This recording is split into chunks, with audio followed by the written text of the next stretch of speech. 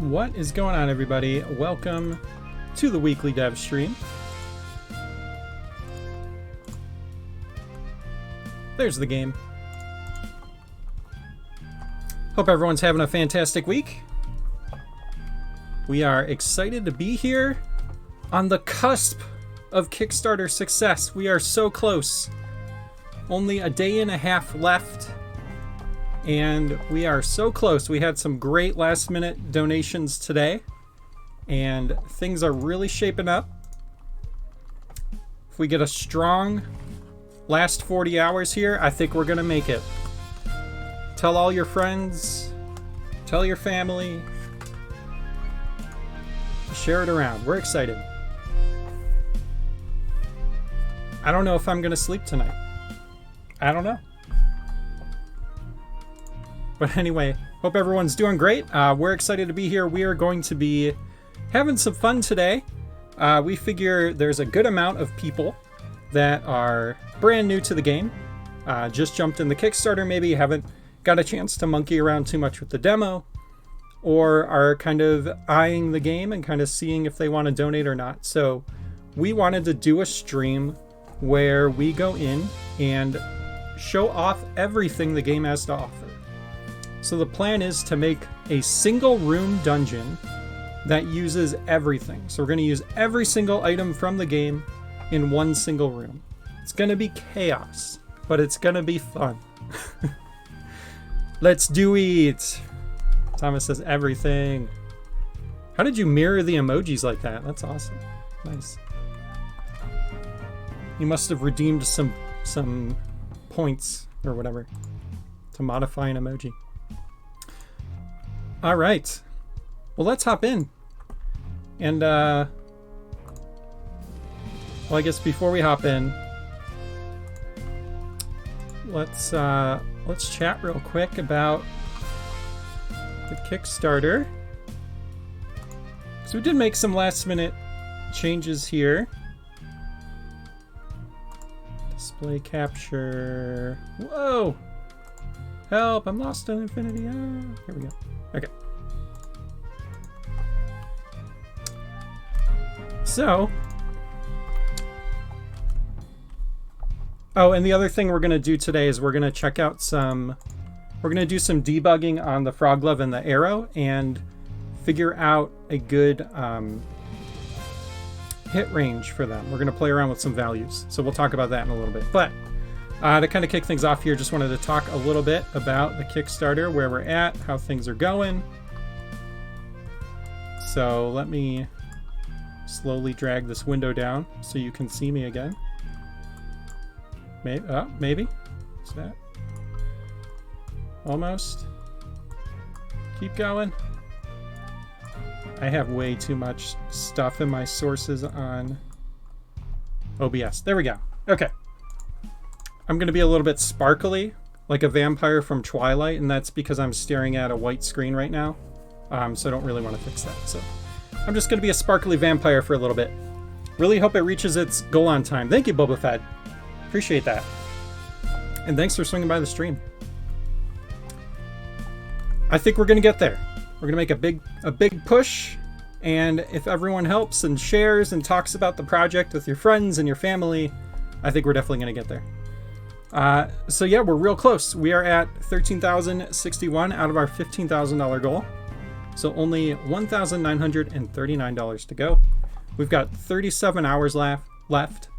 I sometimes just stare at this number. The fact that we have 167 people that care about our game is awesome. It's just so great to see that. And all the support that we've received throughout this campaign, whether this Kickstarter succeeds or not, has made the entire thing so worth it. Everyone who has donated, shared, reached out, the content creators who have gone out of their way to showcase our game and do interviews and make YouTube videos. Seriously, thank you all so much from the bottom of our hearts. It is doing so much for the game, so much for the visibility of the game. We've worked on this thing for the last 5 years, so to get support like that seriously means the world to us. So thank you all so much. We're so excited to be here at the very end. 37 hours to go. But yeah, just wanted to go over a few quick updates that we made here. Mainly, we added some big, crazy, expensive tiers. So first of all, anyone who donated, we added this new tier a couple weeks ago. But for anyone that donated at the, $15, $20, or $25 level, you can upgrade your tier to the $50 level if you want some exclusive pins and stickers. So these will be themed after the characters, like you see here. I have some examples down here I can show. Boba Fett, thank you for the follow. Appreciate that. And thank you for the kind words as well. So this is an example of like a sticker sheet. This is the pin set. If you upgrade to the $50 tier, you can get those. We're going to get them printed and mailed out. Really excited to get those ordered. And then we also added a $95 tier so that anyone who donated for the custom banner tier can upgrade as well and also get their pins and their stickers. And then we added some crazy moonshot super goals that we don't expect anyone will donate at. They're crazy, they're expensive. We put them out there in case someone is feeling super overly generous. We have one tier that's $1,000, lets you create your own in-game object. You can upgrade or back at that tier. So we're gonna let you work with us to create any item or object in the game. Whatever you want, let us know. As long as it's feasible, we will chat with you and get that added to the game. This is limited. We have one backer already. So there's only 2 of these tiers left. Only 2 left. And then we have a design your own dungeon theme. So for those familiar with the game, right now we have the castle theme in the game. And the castle theme is, those purple tiles, but you can also change the colors. So they have a whole rainbow of colors. You can change the tiles too. Has all kinds of castle-like things like pillars and all that. We have a forest theme that we're working on right now. That's going to be the next one that's going to be in the game. And if anyone donates at this tier, you'll get to work with us to say what kind of theme you want to be in the game. And you'll be able to tell us some of the elements that you want to be in that theme, and we'll work with you to make it happen. And then we have a crazy, insane $5,000 tier. If someone donates at this tier, I don't know, I'll freak out. This is an insane tier. One of one. There's only one of these. If someone donates at this tier, it automatically unlocks cats in your dungeon too. One of our stretch goals. So that's kind of awesome. Yeah, you can upgrade to this tier or you could donate at it. And where's the cats? There we go. You can unlock cats in your dungeon. At this tier, we will create an NPC in your likeness and have you star in your own game mode. So our talented artist Matt is going to draw you, put you in the game, and you will be interactable just like a signpost. You can have you say whatever you want, and then we're going to make a game mode where you will be a kind of a part of the story of that game mode. So basically you saved the Kickstarter, you gave this big generous donation, so we're putting you in the game. So that's it. We got some big tiers to hopefully help it close out. But even without those, we're looking pretty good. As long as we keep up a really good momentum over the next 37 hours, I think we could definitely get there. So. And thanks to everyone so much that has already backed. Seriously, thank you all so much. This is going to help us bring the game to early access next month. It's going to help us with marketing the game so that we can actually get a community and everything established around the game before we launch. And it's going to help with console porting so that we can get the game to the Nintendo Switch. So thank you all so much. Yeah, for those unfamiliar, the most popular tier is the Designer Deluxe tier. It's only $20.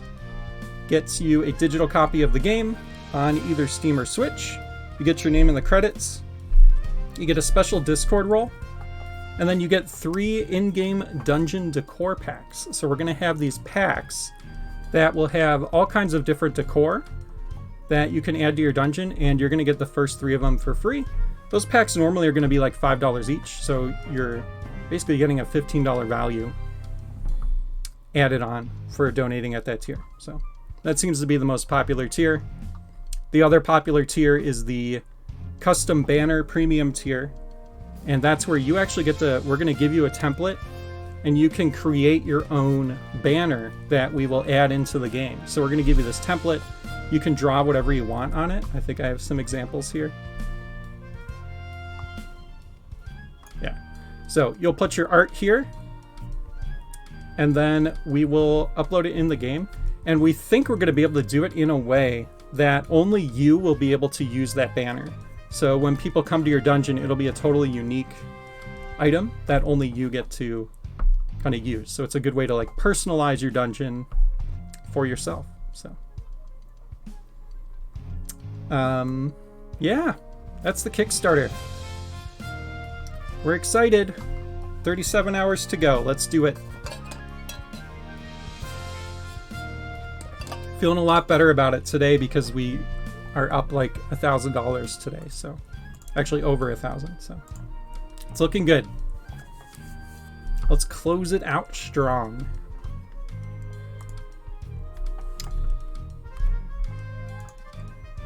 All right, so let's get back to some Super Dungeon Designer.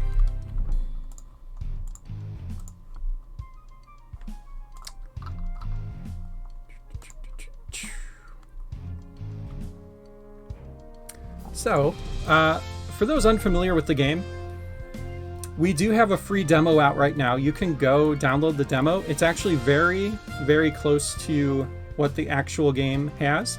We just disabled a few items. So, spawners are disabled, the new lit bombs are disabled, bosses are disabled.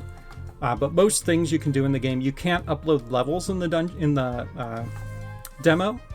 But you'll be able to do that once the full game launches, so you can get your dungeons ready. But when you come in here for the first time, if you're just looking to play some dungeons, you can jump in and click Browse Dungeons. This is going to take you to the online interface, where you can browse through and play whatever dungeons you want. And you can search through the new dungeons if you want to see stuff that's just popped up. You could search through popular dungeons, which does some funky algorithm stuff to give you some kind of dungeons that are being played a little more recently. You could do most played dungeons, which that's what this little yellow running guy is. That's how many times a dungeon has been played. So it'll sort by that, and you can change that by all time, monthly, or weekly to see which ones have been played the most in that time frame. You can also go to most liked dungeons. And this will show you dungeons in order of the number of likes. And you can give a dungeon a like by clicking on it and hitting this little heart here. It takes a minute. That's on mod.io's end. But it'll update after just a little bit from a 3 to a 4 there. I like this one too. And yeah, you can like from here too. And then you can search also if you want to search for different tags or different dungeons by name or ID, you can do that too. So come in here, you can play dungeons.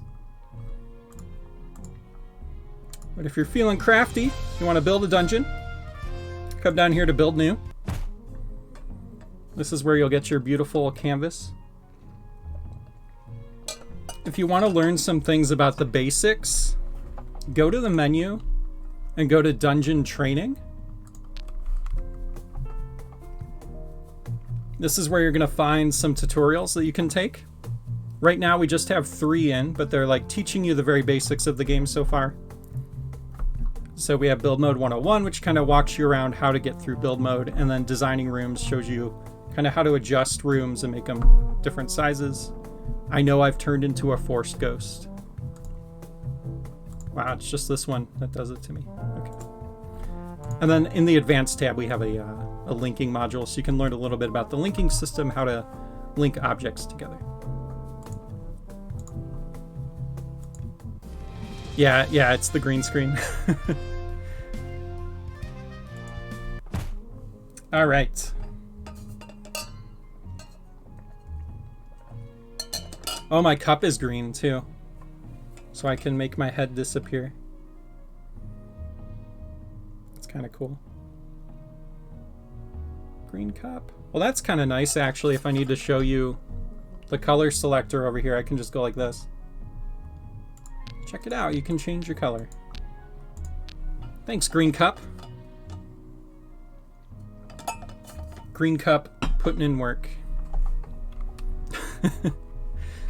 Should have taken the high ground, yeah. I hate you.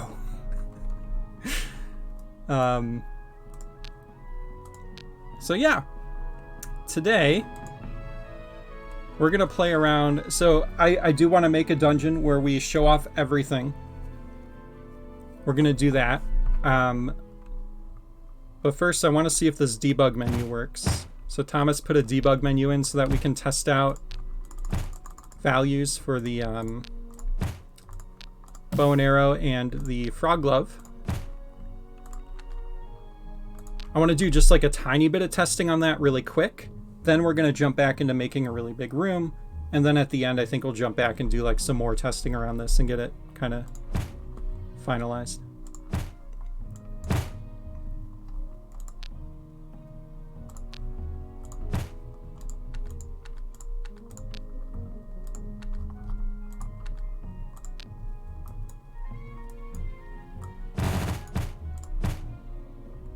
Okay.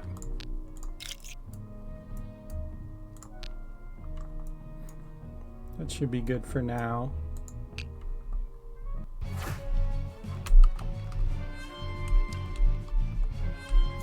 All right, so I've got my bow and my frog glove. So right now, when you shoot these,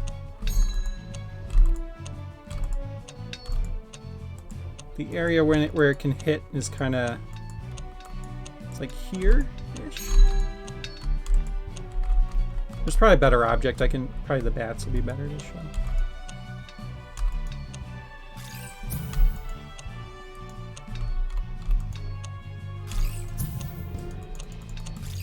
Okay, so that still hits. So yeah, like right there it doesn't hit.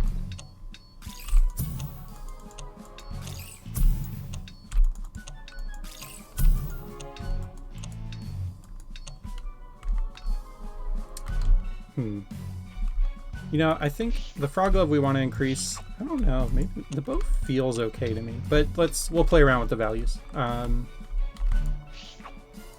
then yeah, for the frog glove,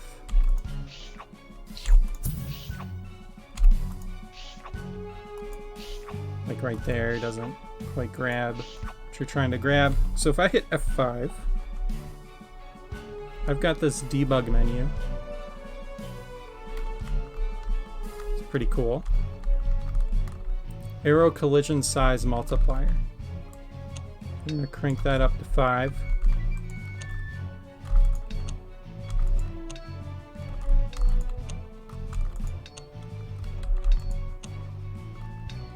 Is it working?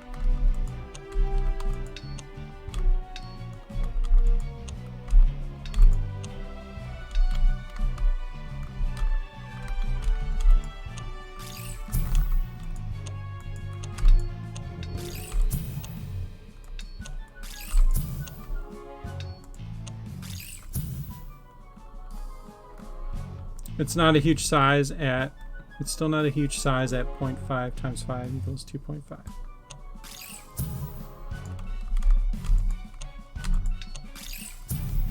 So this is just like a little bit bigger, is that what you're saying?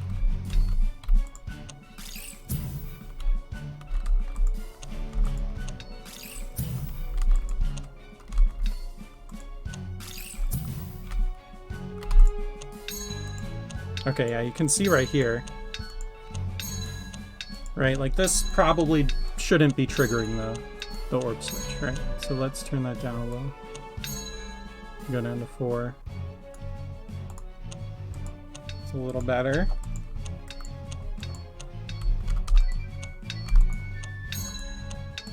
That right there feels like it probably shouldn't.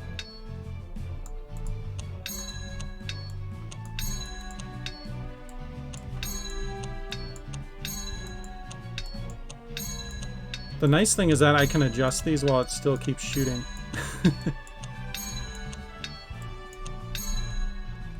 Make the bat hitbox bigger. Yeah, we might want to do it.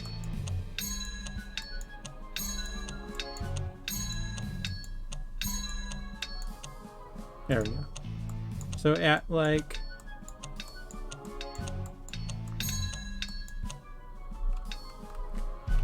.97.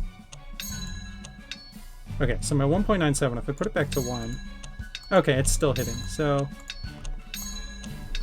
Yeah, I don't know. Okay, let's play around with the frog glove first, because I think the frog glove is really the one that we wanted to change the most.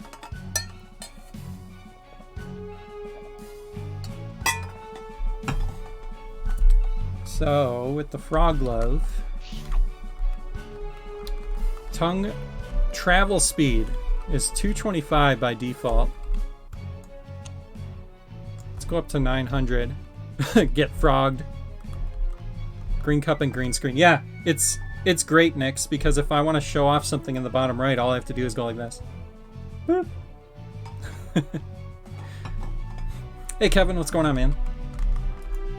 Oh, man, look at that. That's so fast.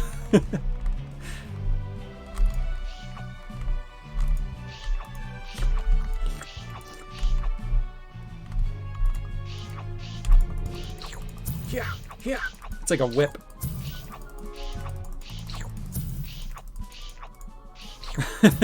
Quick Frog McGraw, yeah.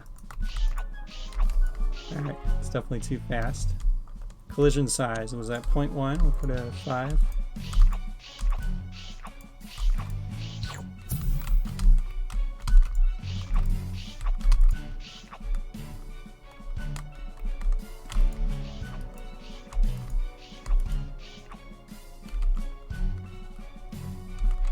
Yeah, Thomas, is there a better way to test the collision size? What do you think? Should I put something else out here?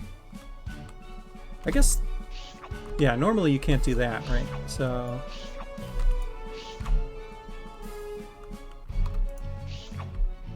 maybe that's pretty good. I'll put a chest down, we'll try that too. Okay. 225 is definitely too high. Let's try, like, 250. Well, it feels a lot slower because... okay, that's the normal. Oh, 256 was default? Okay.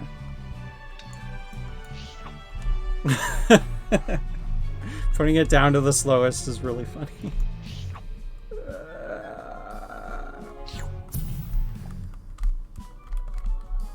Don't worry, guys, I'm coming. Yeah, okay. I thought it was 225. Okay. So, let's say 250.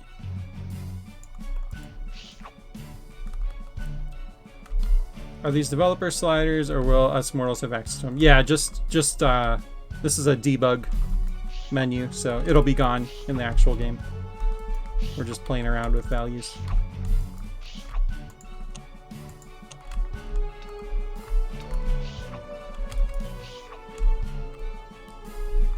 Unless I forget to remove it again. Yeah, don't do that.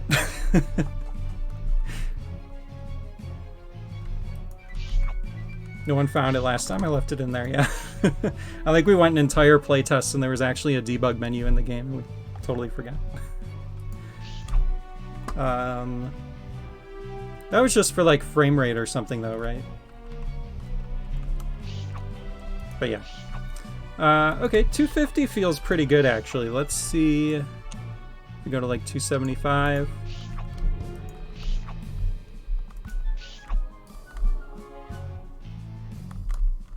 All it let you do was change the stun time. Oh, yeah, yeah. That's a pretty big thing, though. I think the biggest thing here, too, is it should feel really satisfying. The amount of time it takes to shoot out the tongue, along with the amount of time it takes to grapple, should feel satisfying. And there should be some amount of delay when you use the tongue, because it's sort of a risk-reward mechanic, right? If you've got a lot of enemies around you and you're trying to grapple something really quick, you've got to take care of the enemies before you do the grapple so that you're safe. 275 is feeling pretty good. You were liking 350. Okay. Let's go all the way up to 350.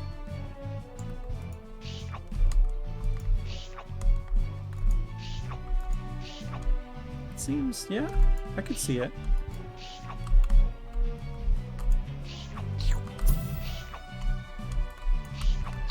Yeah, it's snappy, but, you know, still enough of a delay to what you're doing to kind of introduce that risk reward.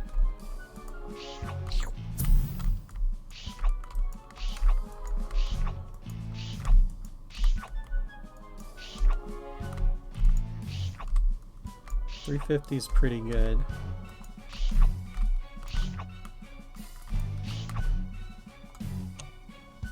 $375.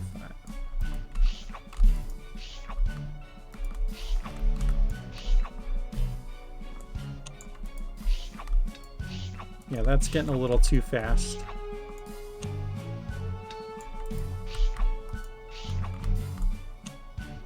$325.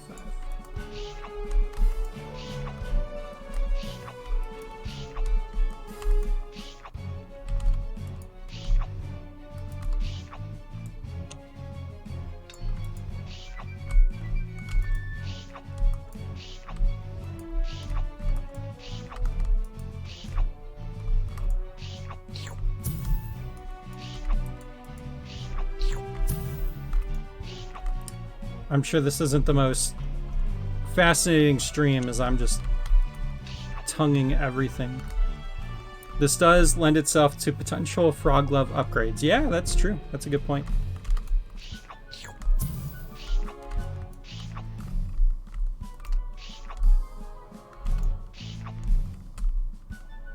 The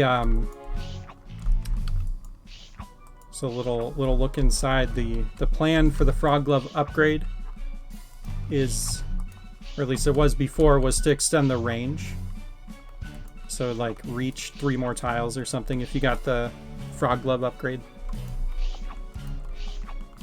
So like go to here.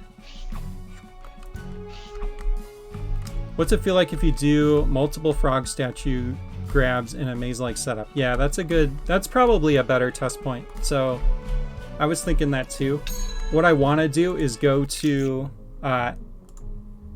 Castle of the Chromatic King has a pretty good frog glove setup, so let's jump in there.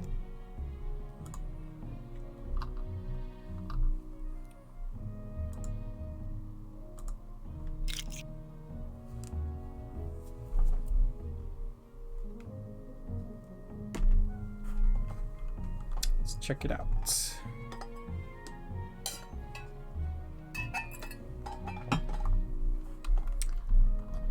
All right. I think was there. Such a big dungeon trying to find the room meeting. It's like down here. Yeah, yeah. Okay.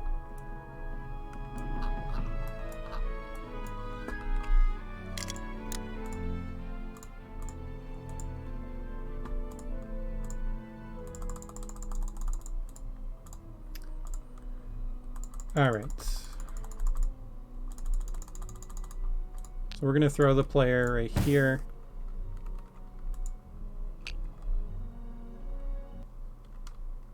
I love that the door labels are up at X here. Yeah. It's a lot of doors. Frog Glove 9,000.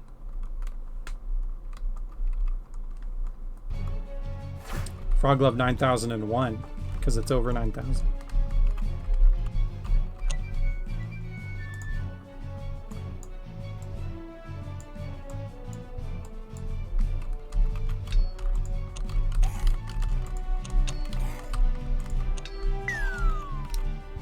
All right, so 5.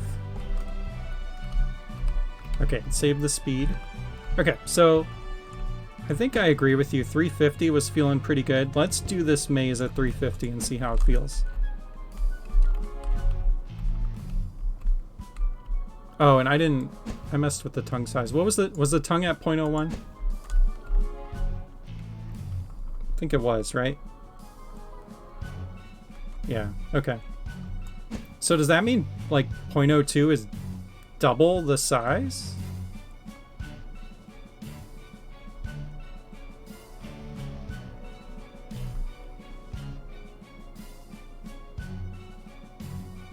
Let's go up to 1.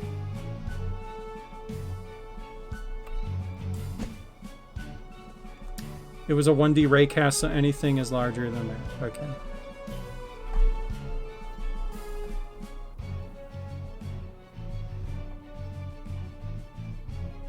Let's try 0.5 and see how that feels. Okay, I'm gonna hide the debug.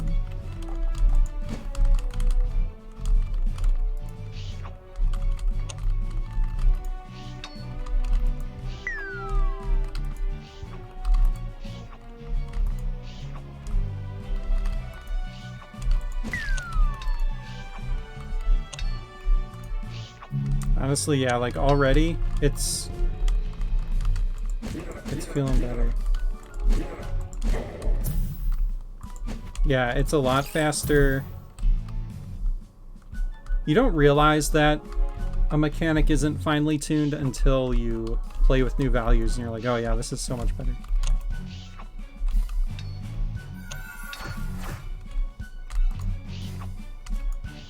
It seems to match the speed well of like your travel speed too.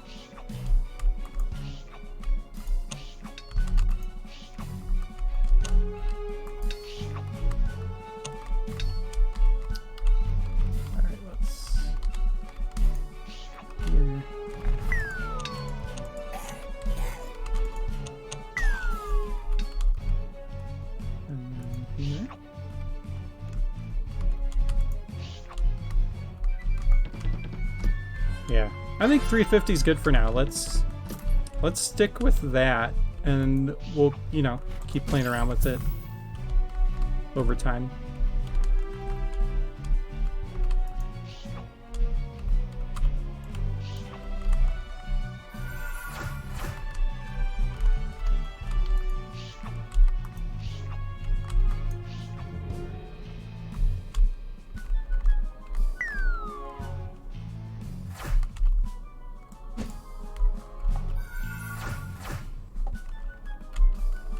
Yeah, I'm not sure about the tongue collision size. That's a tough one to test.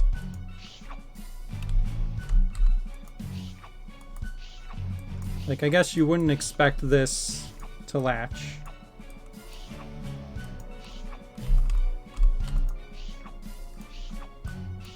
But like maybe that should.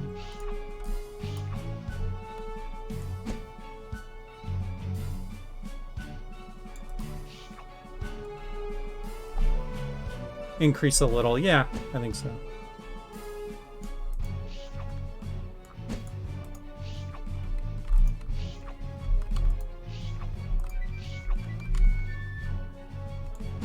You'll be able to test it better once we have player speed acceleration in. Okay.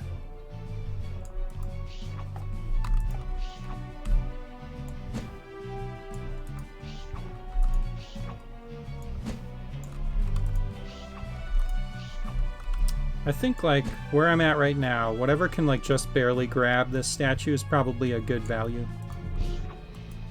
So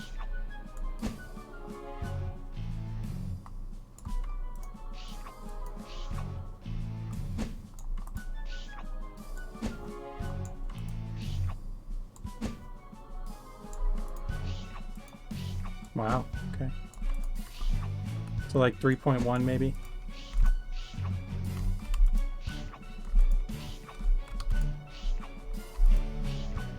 0.1 seems good.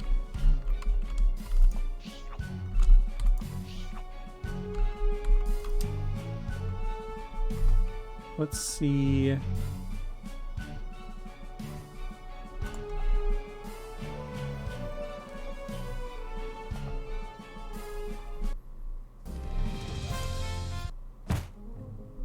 Go back to build new.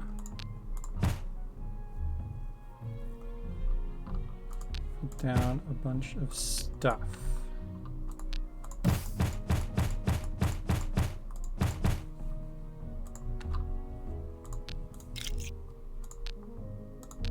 I guess let's do ammo.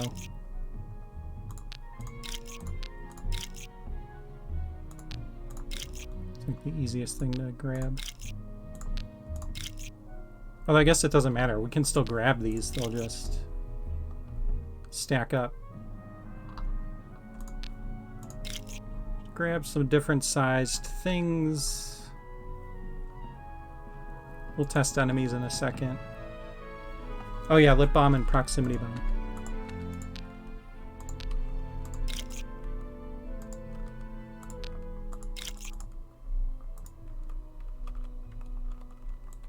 Okay, just test a few things here. You're colliding with the wall collider, so maybe go with 2.5 and increase the statue grapple collider size. Seems good. Okay, let's start at 1.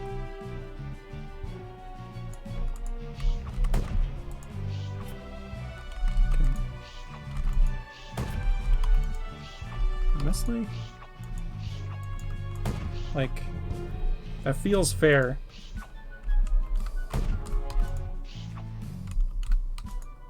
So yeah, maybe we should be adjusting the objects rather than the frog glove. I mean, I guess right here, we go back to 0.1. Yeah, you're still grabbing it. So like here, I guess, I'm kind of like hitting the tail of it. Maybe that should grab it. But even then, I can just go up to like 0.2. 0.15 even.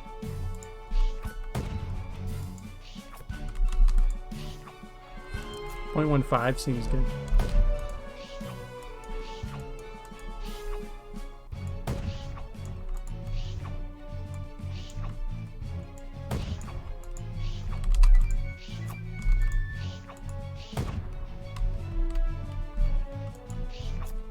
Denny! What's up, man? Everything looks so good. Thank you. You look so good.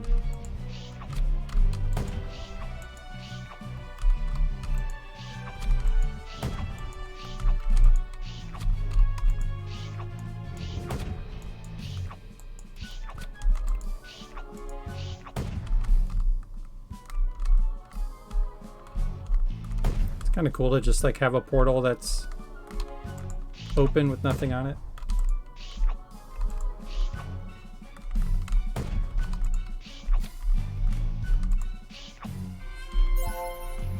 Don't you spread lies. All you who worked on this game are the good looking ones. Well, thank you. What does Super Dungeon Designer and Piano have in common? They both have keys?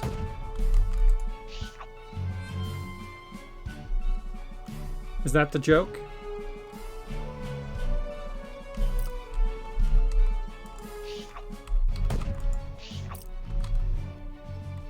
They need to be tuned. That's true too.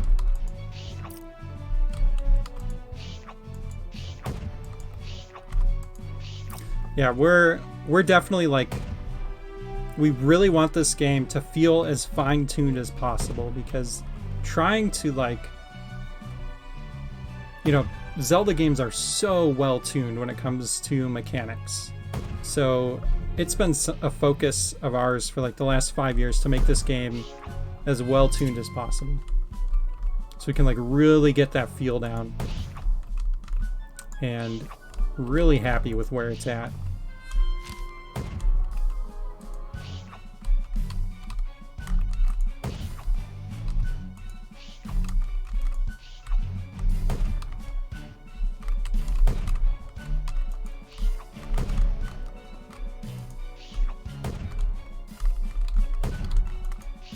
Yeah, I think just moving that up a little bit helps. But yeah, I said we'd only do a little bit of this and then come back. I did want to show off really quick though, because the pre-lit bombs are something relatively new that I think we haven't really showed off a ton. We showed them off last week, but for anyone that wasn't here, they are so much fun. And we also have proximity bombs, so when you step on those, they'll start to explode. Oh yeah, Danny says, I missed a lot of streams. I haven't seen those bombs before. Yeah. Yeah, I think those values are good for now, Thomas. So we have these proximity bombs and then pre-lit bombs. And what I love about these, can go like this.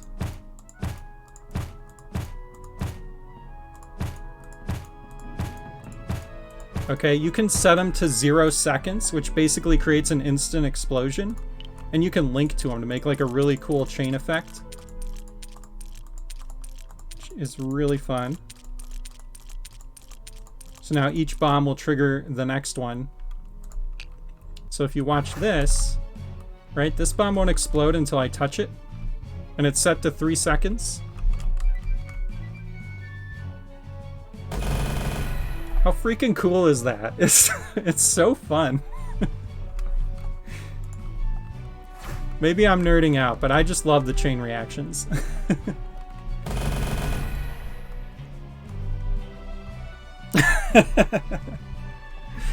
It's so good. Yeah, we played around with that last week in our dungeon, our bomb dungeon. Do I still have that dungeon? Perfect for a secret passage. Yeah, exactly.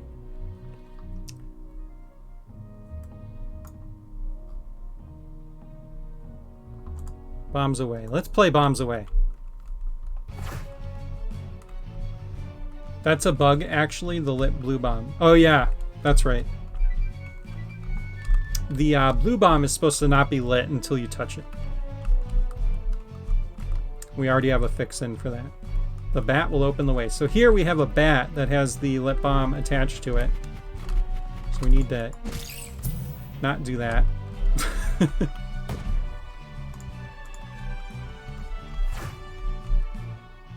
Okay. Come here, bats. Okay. Proximity. Boom.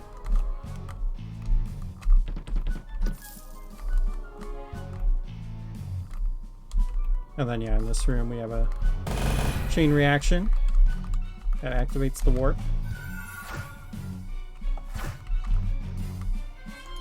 And then here we have a couple switches we need to light.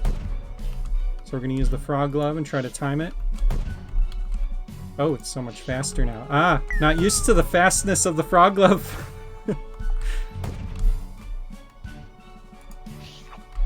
Ah. There we go. We really need spawned enemies with contained items. That would be cool.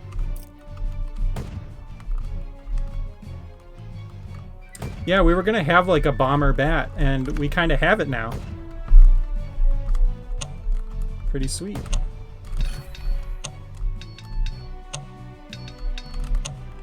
And then here I had that proximity bomb almost functioning like a timer to make those spikes go up.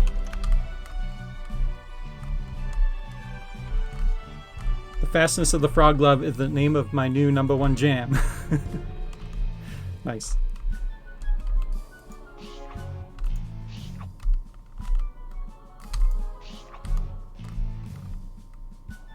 So yeah, you can use the frog glove to grab bombs to put them wherever you want. Just remember, it's very fast now. Yep. Gotta get used to that speed now. Maybe it's a little too fast. What were we at?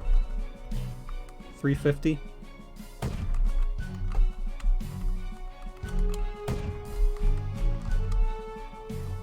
Take 3.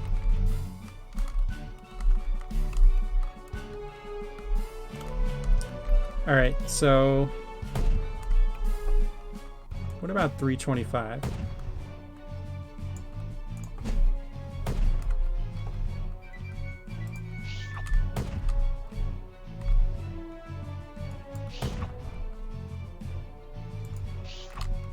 Could make it slower when reeling in items and enemies. Ooh, that's kind of cool. Like based on the size of, or like the feel of the weight of the object.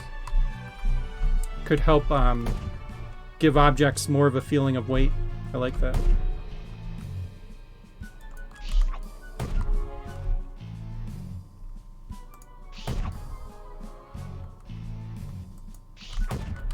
That was close. There we go. Try 300. Can try 300.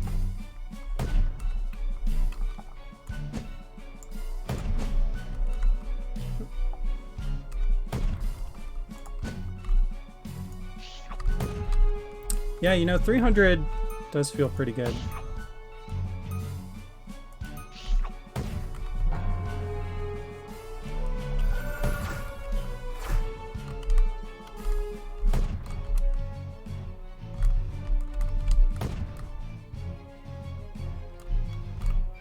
I don't know why I go up and to the right. Don't need to do that.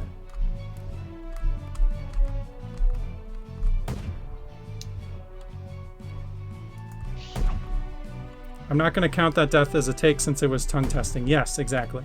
We were tongue testing. I instantly regret the phrasing.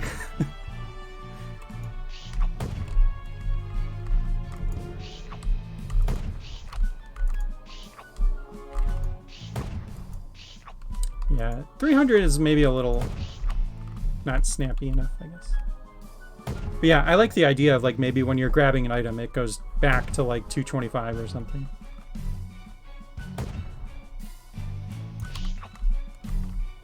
For when you're reeling it in.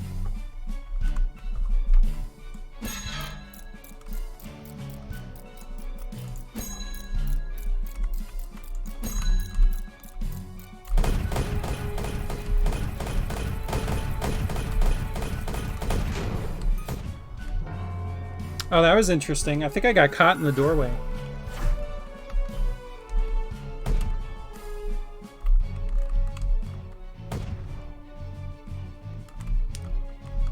Is the bomb explosion range 1 full square? Yes.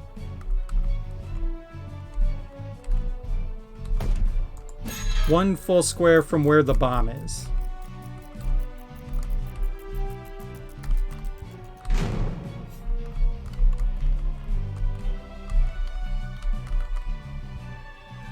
Oh god, I don't remember this puzzle. There we go. Okay.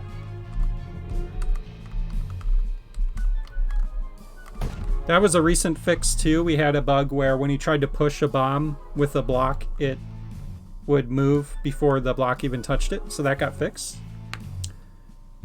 Yeah, the doors currently don't let you through if you can't move, which includes while you are getting knocked back. So if you get hit into the door, you have to exit and re-enter. I need to fix that. Oh, okay.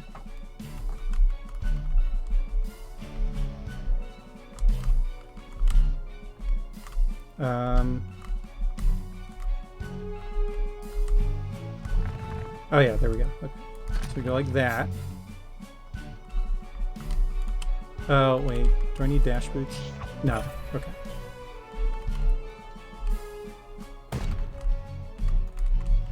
And then we go like this. Oops. I needed to be on the other side of that.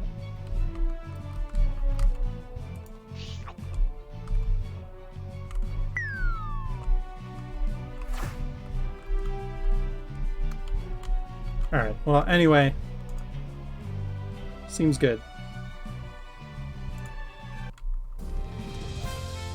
Let's make a big room. Let's make a big room that's full of stuff. The one you flew over while frog grappling. That bomb should have exploded. So the setup I have... It's set to spawn, not to... Hang on, where's my dungeon?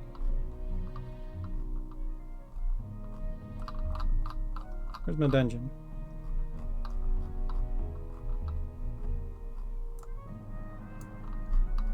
What happened to my dungeon? Was it at the top? Did I miss it? Oh, okay. Never mind. I'm blind. Okay. The setup I had for that...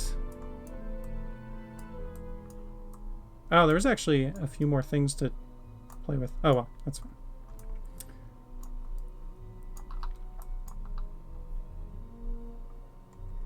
Need to search for my dungeons. Yeah, we do. We should definitely do that.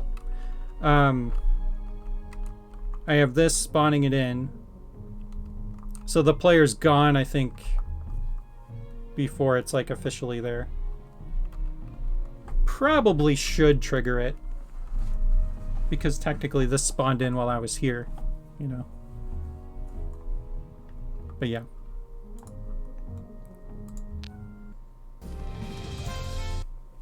Let's make a big room. All right, so for those new, welcome. We're gonna make a gigantic room with everything in it.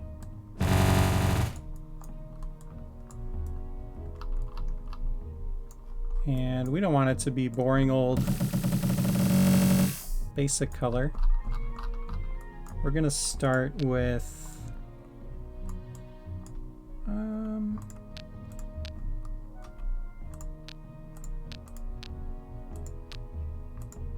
yeah, we'll do that blue color with maybe that color floor. That's some noise, yeah.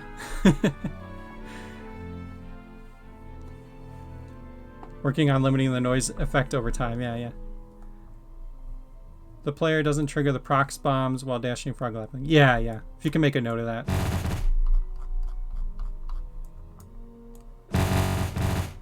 Okay.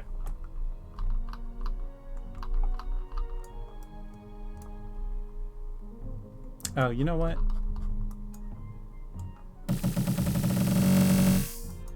I want to change the tile to be a fun tile by default. There we go. All right. Super noise generator, yeah. I apologize for the noise. All right. Also, realized I didn't share a Kickstarter link. Let me pop one in the stream real quick. Check it out. Remember, you can upgrade your existing donation if you want to. Get some cool stickers and pins and other awesome things. Check it out. We're getting close. All right. So we're going to put everything in here and we're going to go in order. Well, sort of. Just scrolling on Facebook and saw that Kickstarter advertisement. Nice. That's good. That means it's working.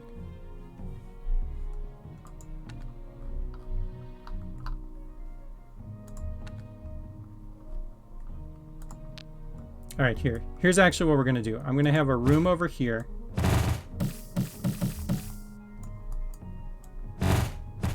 That has one of everything in it. And then we're gonna pull from this room so that way I don't forget to use something.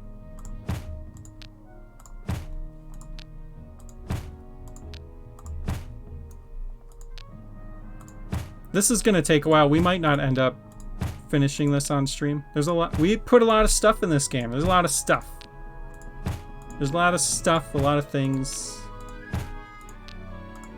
It's a good problem to have. I believe in you. Okay, good. Stream until it's done. Well, okay. Well, we'll see. All night stream. I mean, I worked today. I'm pretty tired. But we'll see. Maybe. All right. Bat. Slime. Slime. Slime. Ghost. Streaming until the Kickstarter finishes. That's an idea. That is certainly an idea. I'll put these bigger ones down a little. There we go. Nope, nope. That's not... You didn't hear that. That's not happening.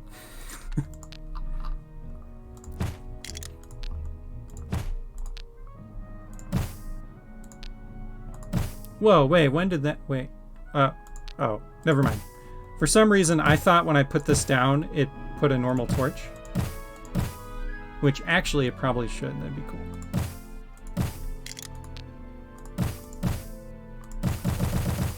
I think it's trying to create the wall and deleting a wall. Yeah, it should be placing a wall.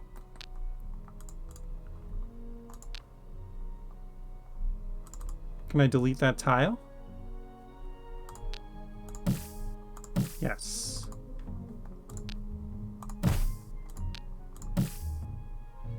Seems to be normal. No phantom tiles, yes. I've had that before. Always on the lookout for phantom tiles, yes. We are the phantom tile hunters. Danny Phantom Tiles.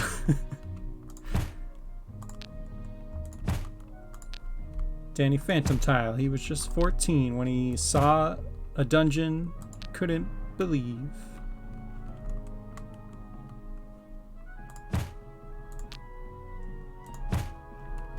He's gonna dungeon them all because he's Phantom Tile.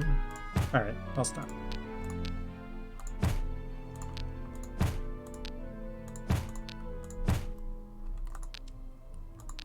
Alright, up, down. Switch.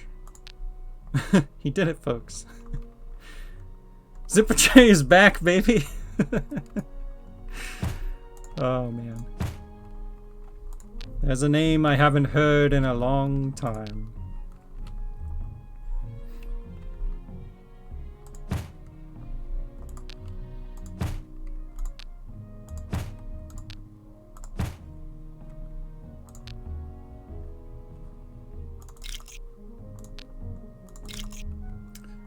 All right. Some forms down, visible block. Why is there so much stuff in this game? There's so many things. There's so many options for players. And so many great things you can build and puzzles you can design. It's horrible. Look how long it's taking for me just to grab every object that this game has to offer.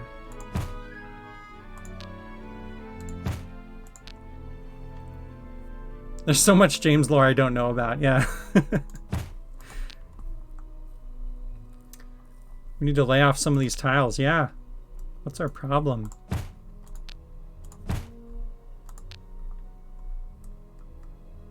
We're giving the player way too many options.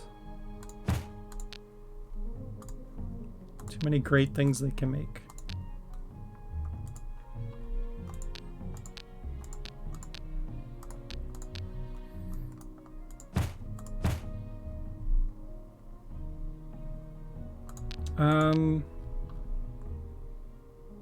I did say everything, didn't I?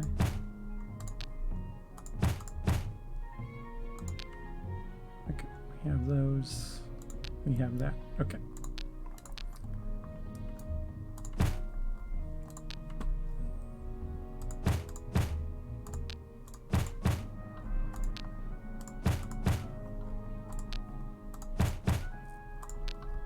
Okay. We've got all the objects.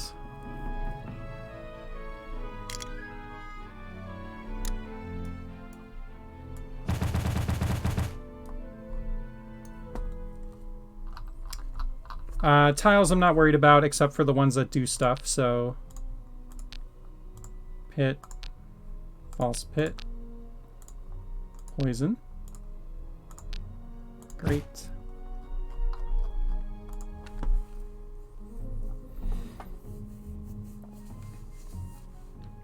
I was going to give you a pass on rotated objects, but you do you. Yeah, no, we need them all. Need them all. Could have probably started with the everything level. Yeah, I know, I thought about that, but that's all right. We gotta test putting objects in a dungeon too anyway, right? It's part of testing. Alright, wall stuff.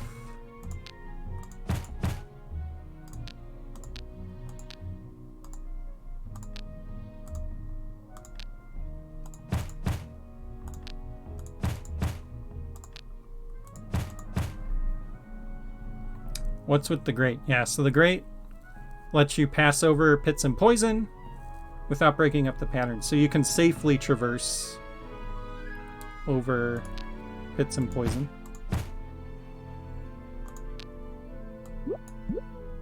Like that.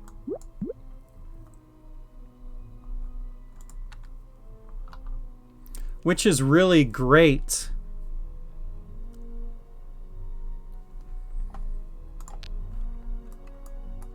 I'll leave.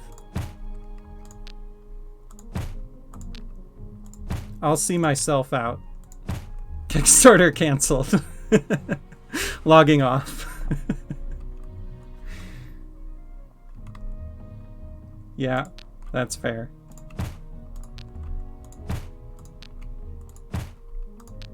I deserve it.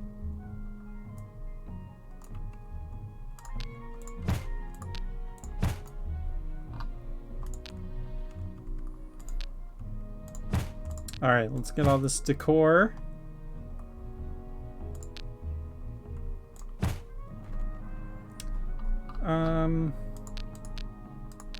I did say everything, didn't I?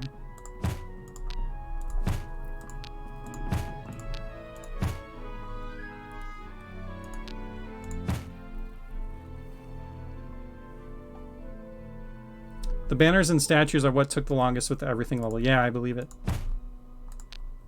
It's a lot of stuff.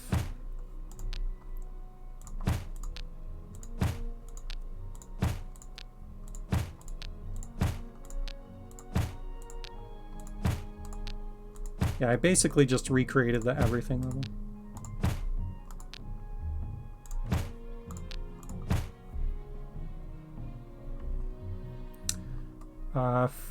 Frankonabun asks, is this coming to Xbox? It is not planned at the moment for Xbox. We are coming to Steam Early Access next month, and then we're working on the Switch version. Depending on how well everything does, we're going to look at other consoles too. So it's definitely not out of the realm of possibility. We want to make it happen. We want to get it to Xbox. It's just going to depend how things go. It's tough. The more consoles you develop for, the more builds you have to look after. Every time there's a bug, you got to update it everywhere. So we're being a little cautious and not just going to every system at once. But Xbox is on the radar. We want to get it there at some point.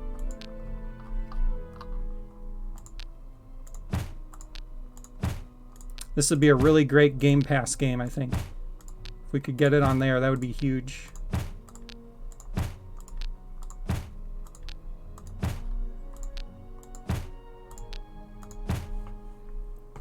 Hell yeah, yeah.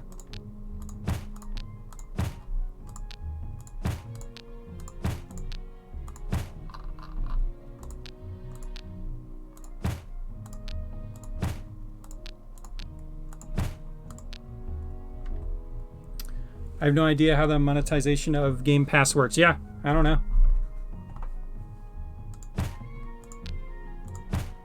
It's a weird concept. I don't know. I don't know if it's just like maybe however many downloads they give you some percentage, or yeah, I don't know.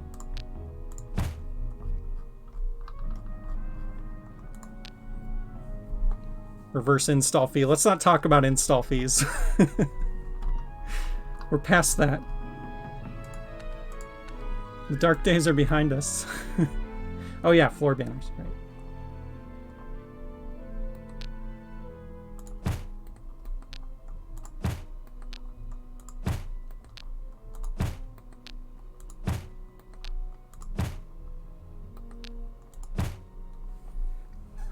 Plus it will get people to buy the DLC. Yeah, that's a good point too.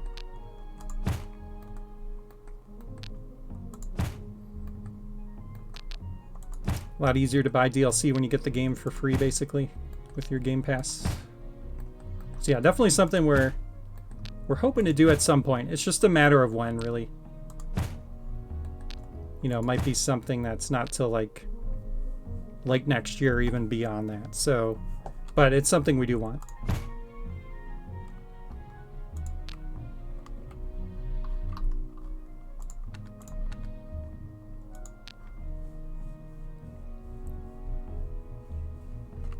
Game Pass doesn't have DLC. Interesting. Yeah. It's definitely one way for developers to make money from Game Pass. That, I believe, is everything except, obviously, different tiles, and it didn't bother with that.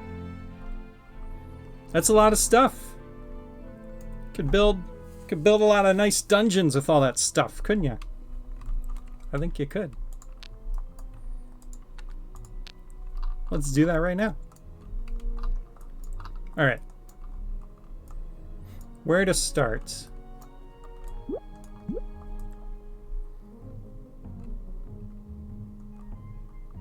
A room filled with big slimes. Yeah, that's the big slime is the boss. His name's Goliath. And I think we do limit to 3 in a single room. But when you have 3 of them, it's crazy. And you can link to them so that when they're defeated, like more of them spawn and stuff. It's pretty cool. That, not counting the mix and match items, spawners, and chests, plus item/enemy. Yes. It's a lot of stuff.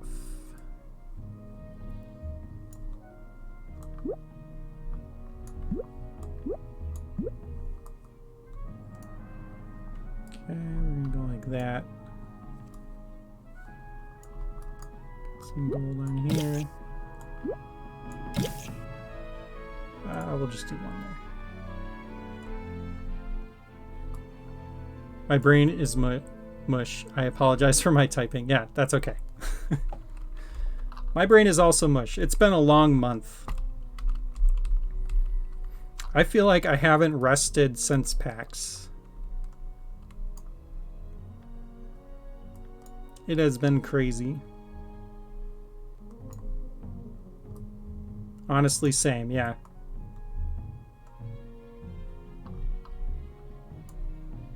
Alright, we're gonna put a slime here.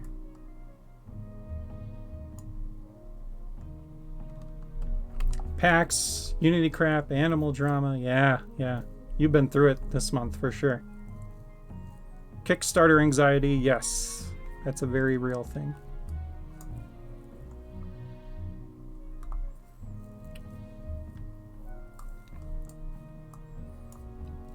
And it's not over yet. Just need to take December off, yeah. Just take a little break. Alright, do I want to limit myself to only using one of everything, or should I should probably be allowed to use more than one of an object. Probably make it more fun. We'll get early access out and nope off. I don't know. We'll be, I think, like, really motivated once we're in early access, and we'll probably want to like get stuff done. You know what I mean? Like, you get that rush when it's exciting and people are playing the game and checking it out and everything. So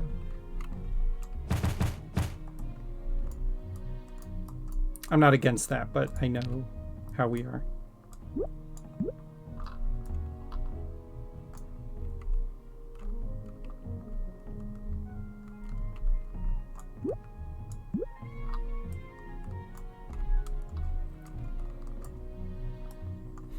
There, we'll put a bomb there.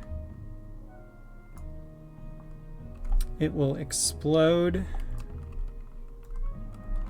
when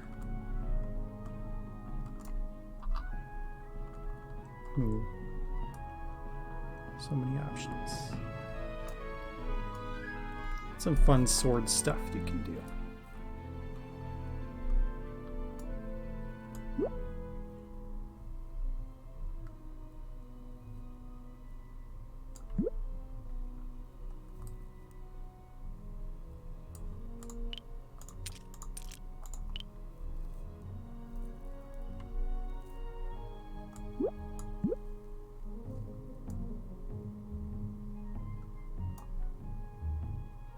Oh, it swapped them. I was like, why is that tile there? Oh, yeah, it swapped the tile. It's funny.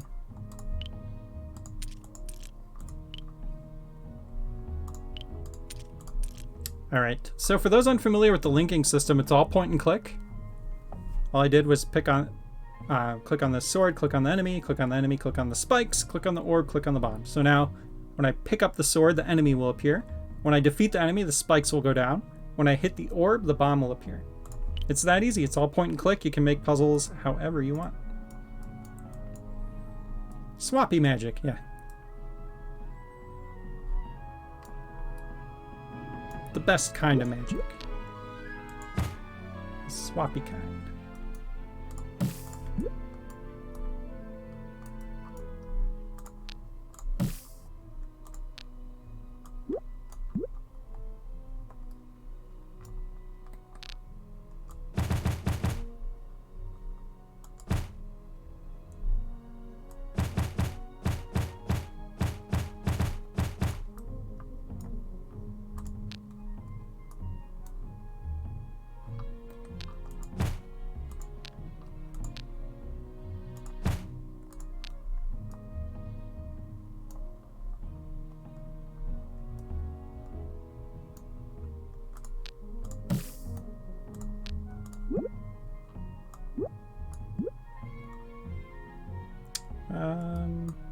Actually,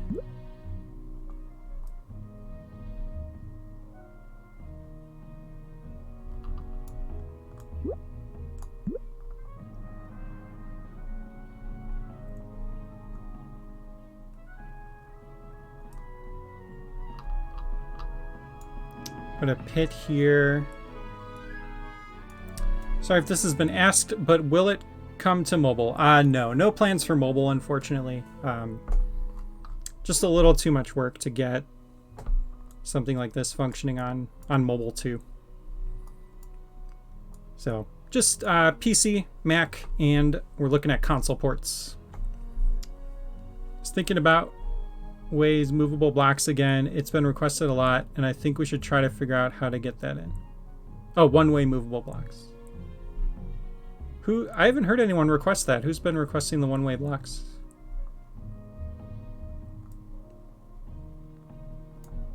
Directional. Yeah, could be interesting.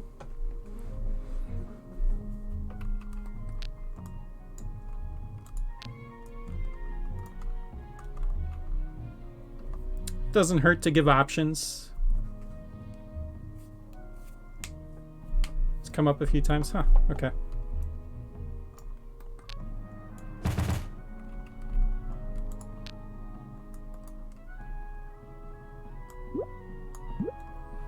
That is... Okay.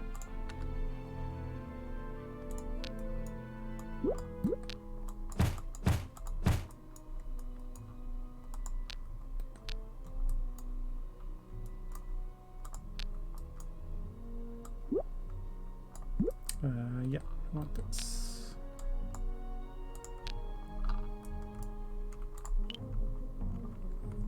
All right, so then I'm going to add these spikes to a group. And what happens when you add something to a group, any link that the group is associated with will trigger the entire group. So now, if I decided not to put these in a group, and I did this, I had this orb switch point to each of these spikes,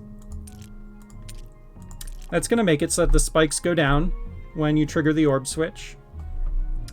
If I want to do it, though, with just one link arrow, I can add these to a group and then create the link.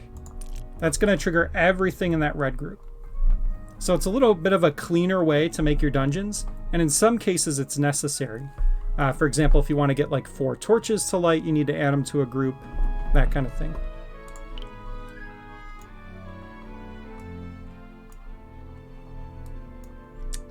Three seconds is probably enough time.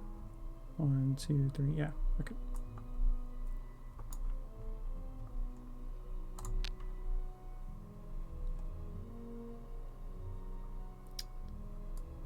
Oh wait, why am I'm gonna grab from here. Okay. Put a quiver on this other table.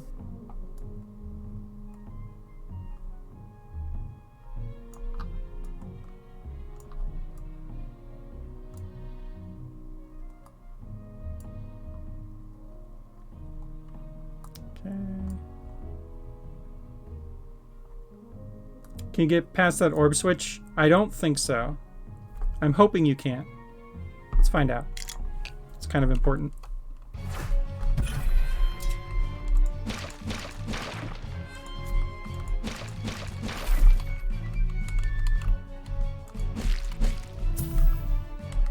Oh, haha, you can. Never mind. There.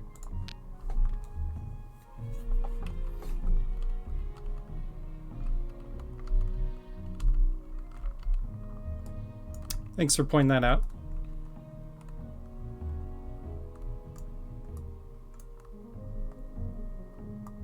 Also, you could probably hit this switch from like this corner here, so we probably want to go like this and put a second one down.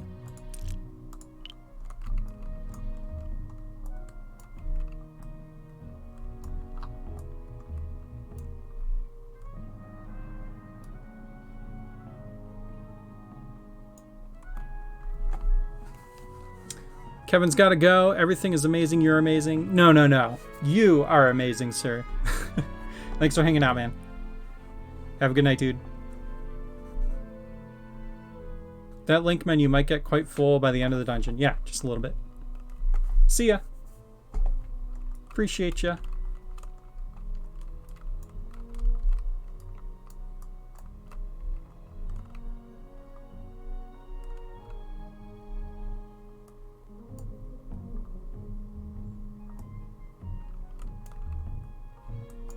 And then we're going to put a switch here.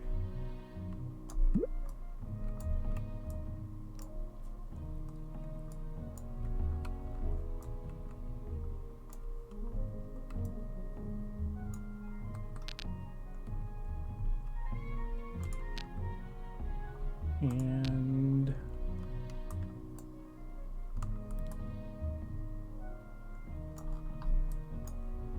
this is going to be a key block.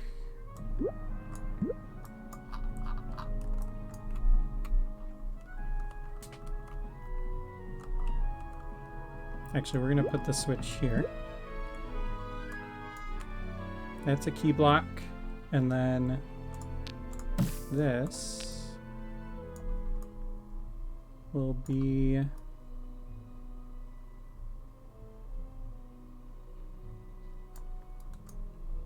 put an update. So now you got to come back, push this over, and that will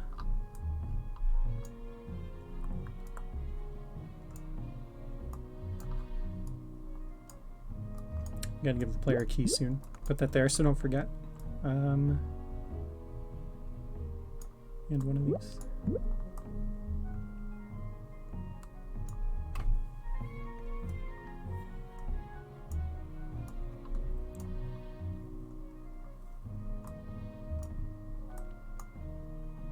I'll have that open a door.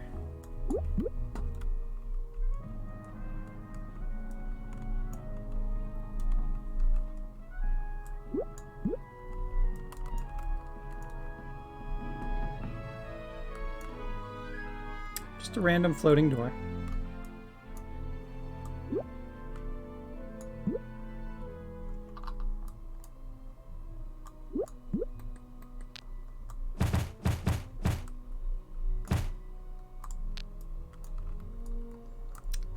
Where you will get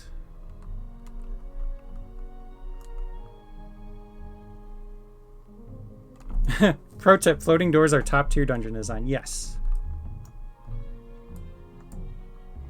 Agreed. Alright, we won't do a floating door. We'll do it for realsies.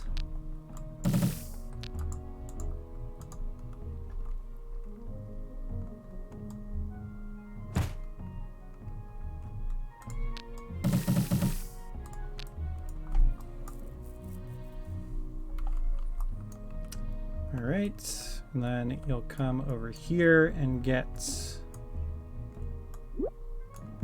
heart and the dash boots. I already put a bit. Okay. Which you'll need to get up here.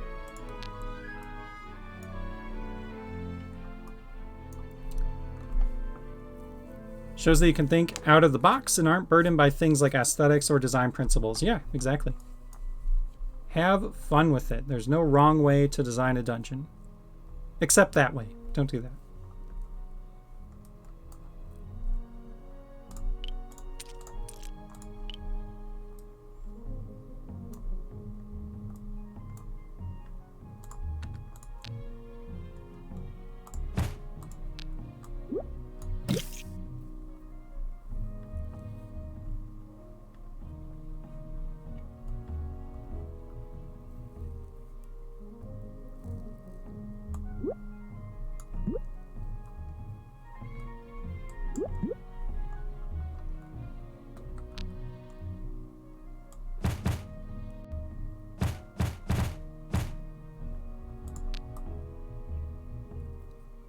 Okay. It's starting to look like a dungeon.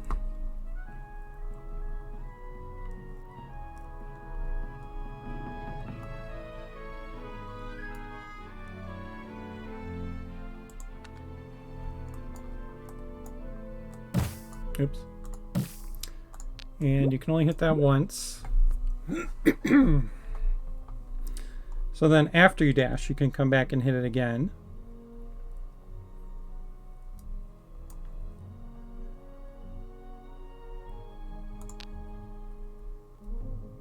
Let you get through here.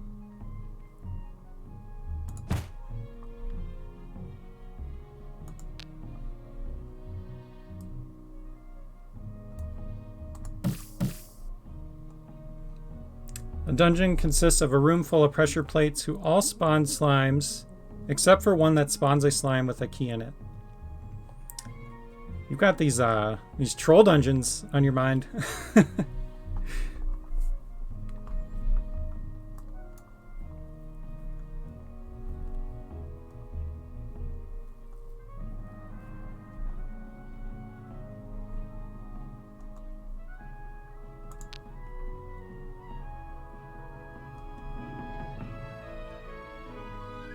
Nuisance dungeon. Nice. I like it.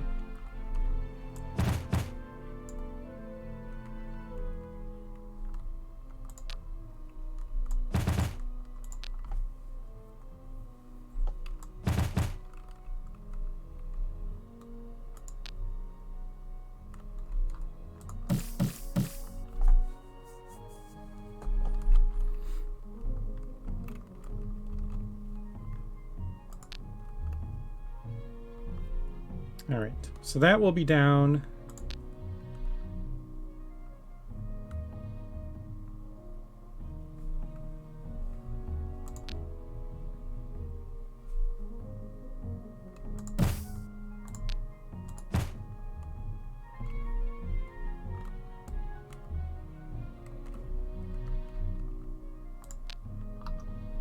And then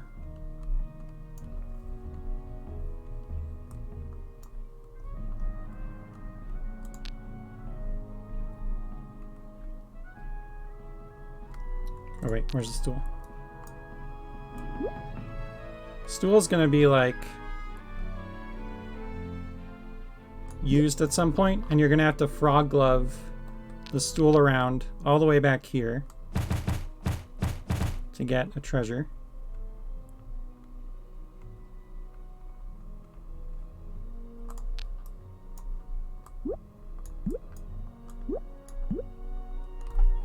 You really love the stool. I do. I do.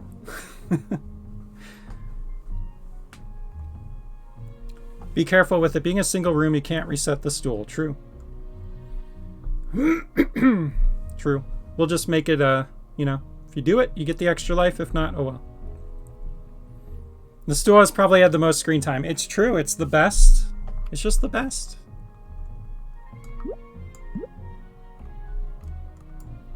What's better than a stool? 2 stools?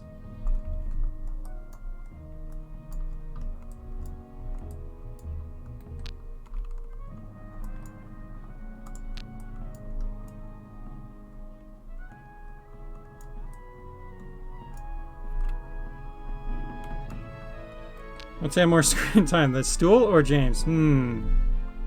That's a good question. None can say for sure.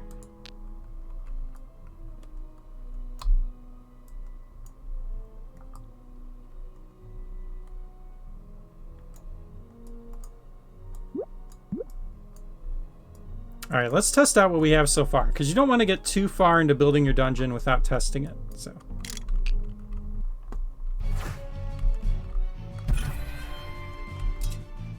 All right, we spawned in a slime.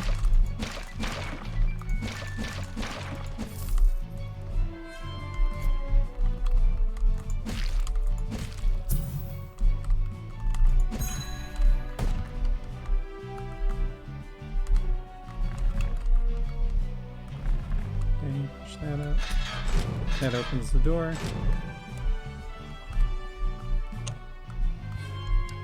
And our bow and arrow. Ow.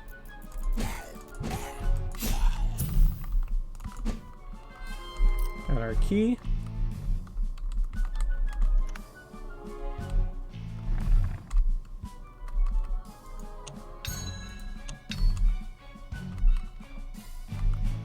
Enemy sound effects, yeah.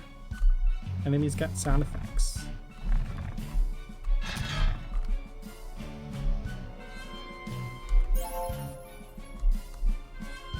Alright, we got our dashy boots.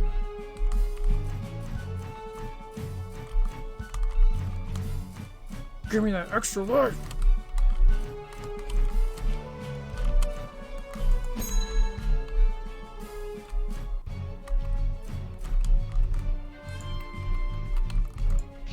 Alright. Got our stool. The only thing better than the stool is the frog glove. That's the only thing.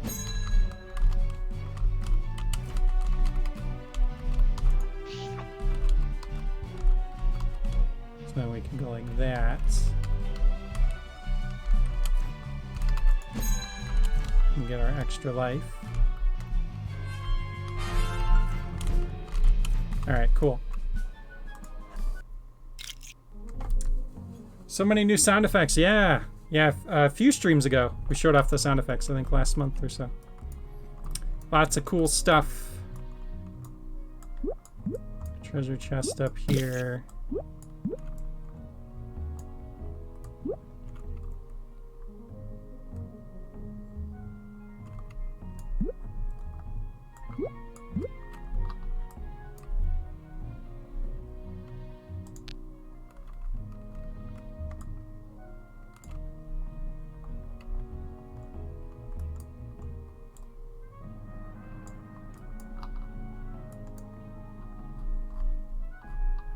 Did I use down spikes yet? Did not. Okay, I'm gonna grab a down spike.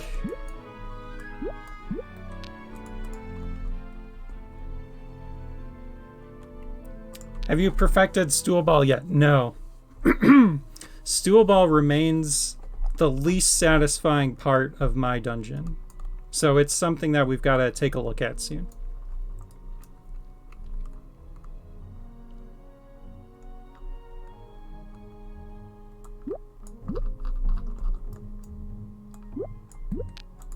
Put some cubies here.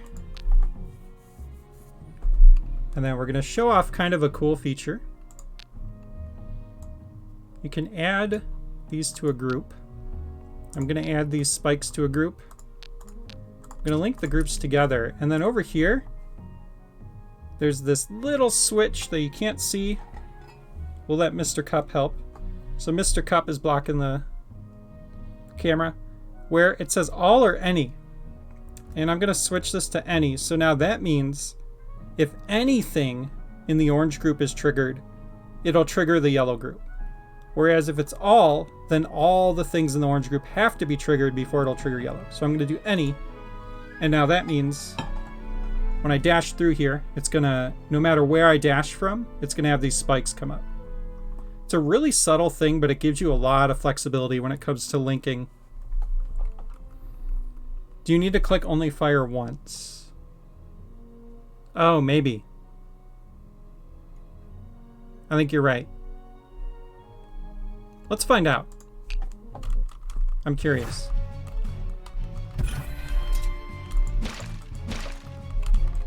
Yeah, each of the cubes will probably toggle the spikes. I think you're right.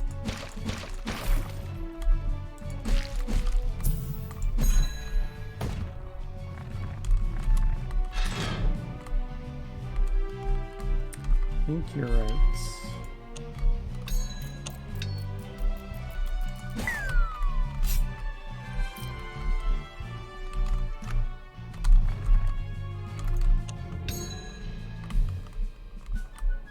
Already setting up to be an interesting speedrun level. Yeah, for sure.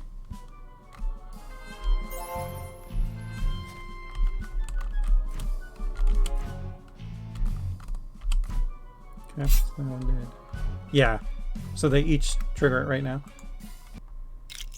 So yeah, this is a good use case for the only fire once checkbox, which will make it so that the link only fires once and then kills itself.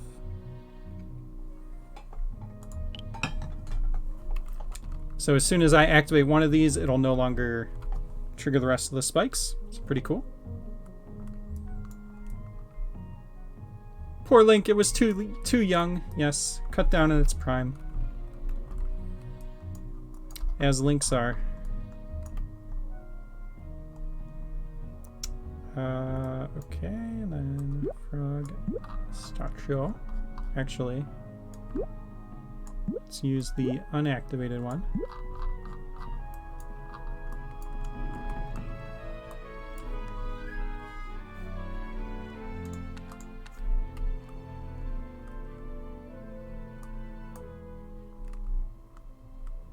I'm going to move this up here.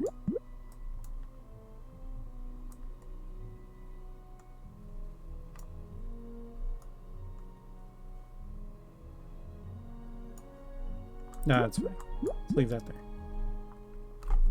Yeah, but Lynx comes back every generation or so. Yeah, that's true. That's true. You know, there was the whole Wind Waker flood thing where there wasn't a Link for a while, but you know, these things happen. It's just life.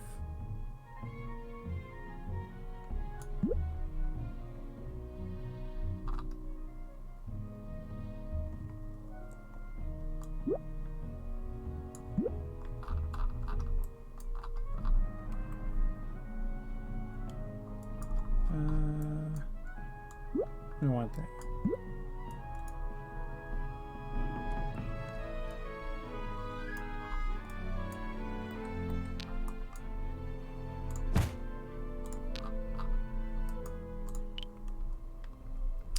Stool was the original Link, but was curious to become a stool until the end of but was cursed to become a stool until the end of time.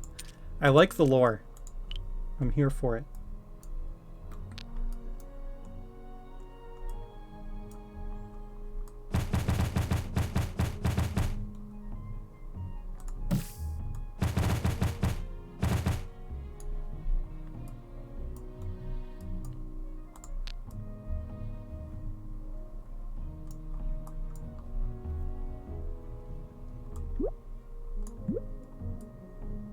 Fun fact, the stool is technically considered player feet for collision purposes.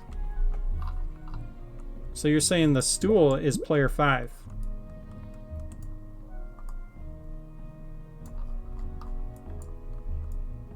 I gotta start using more stuff. I'm not doing good at that.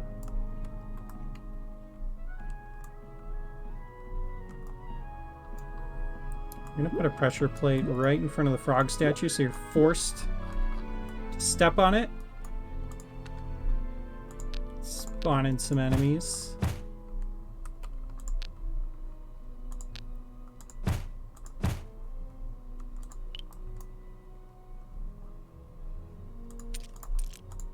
I'm going to ease up on the groups here, so we're going to run out.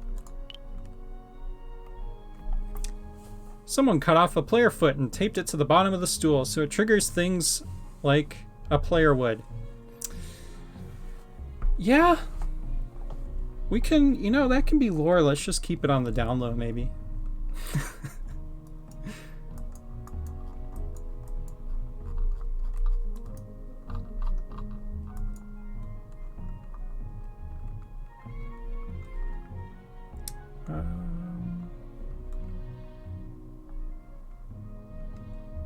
The down lore.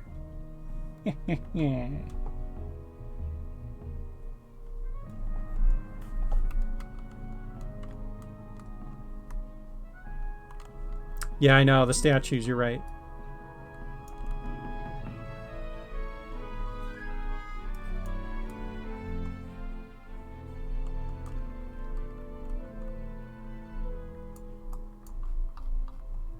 We're gonna have a whole statue section over here.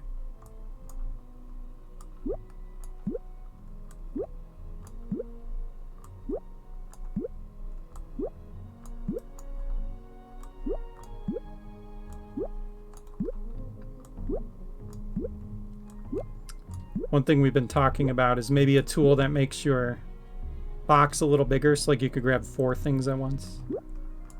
Kind of cool.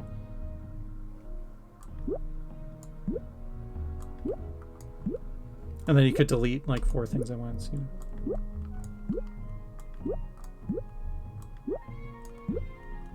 Lots of stuff that we'll add to this game down the road as we go.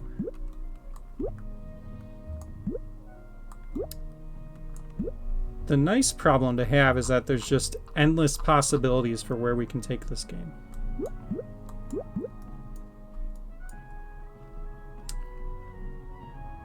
How do you frog grapple to the inactive frog statue? You...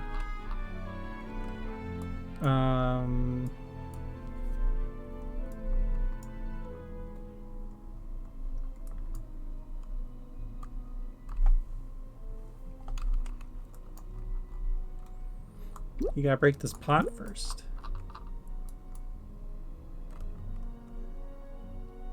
Oh wait, no. I had that solved already. You gotta hit the switch. That switch is linked to the statue.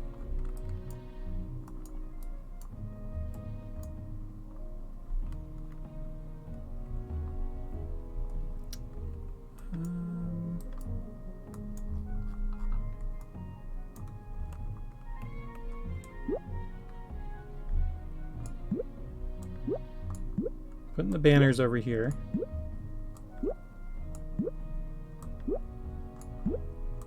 For now.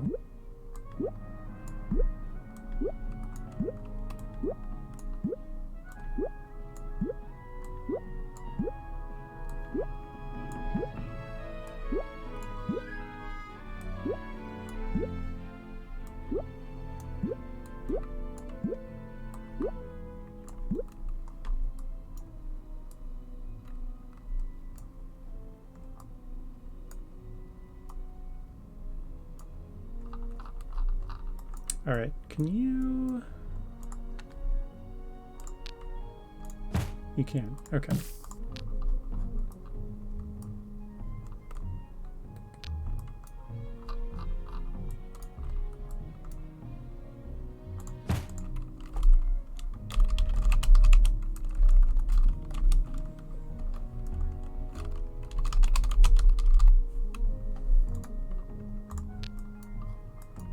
We're going to leave a clue. It says cover the deadly floor. And then we're going to make a puzzle where you've got to push the statues over all the poison.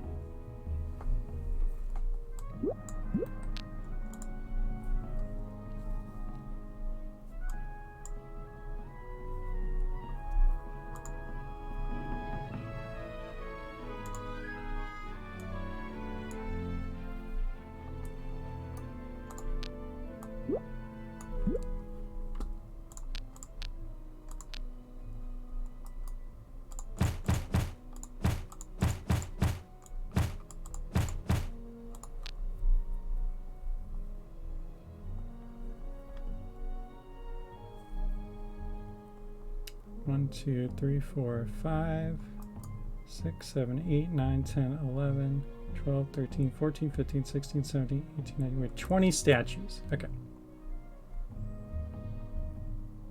Want the held cube, not the... yeah, you're right. Thank you.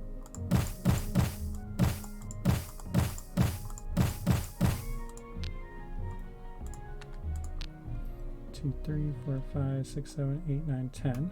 Okay. 13, 14, 16, 18, 19, 20.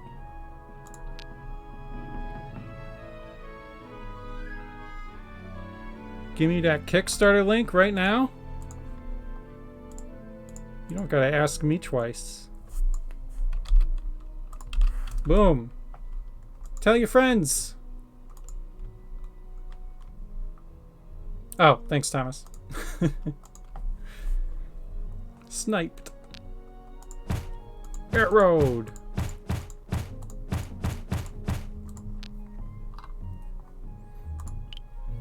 All right. And then some of these are going to activate some of the statues. Yeah, that's fine.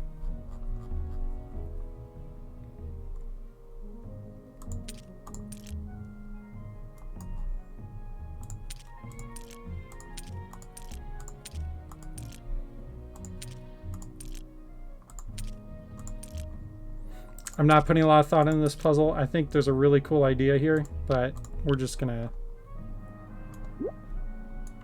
mess around with it a little here and see what happens.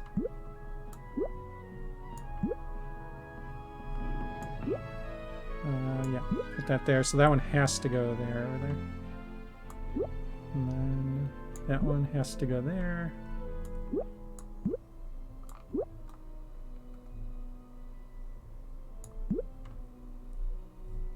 Please give yourself a heart spawner here. I guess will be nice.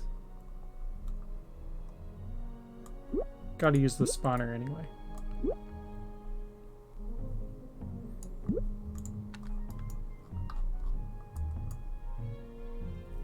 Where's the heart? Did we use it already?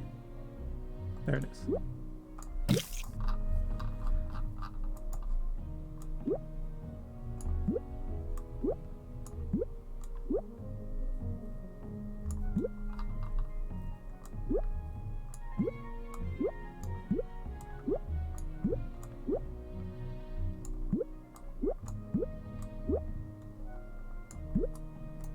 Alright, this is gonna be chaos. We'll see what happens.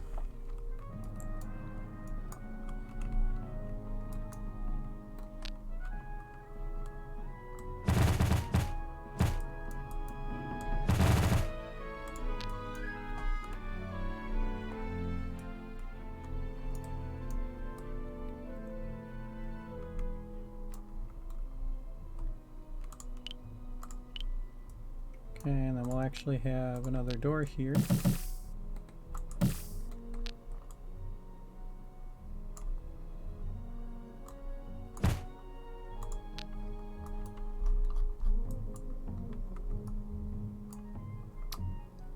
Yeah, we'll do a key door.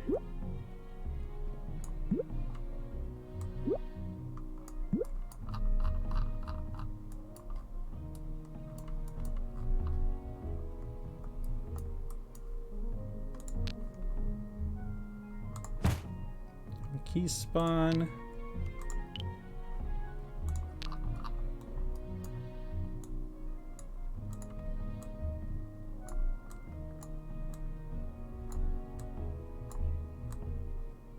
Alright, now we need to go in here and change all these.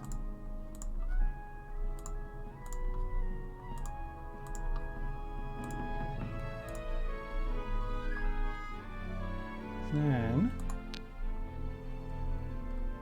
when all the green group is triggered, the key will appear. I think I did that right. We'll find out.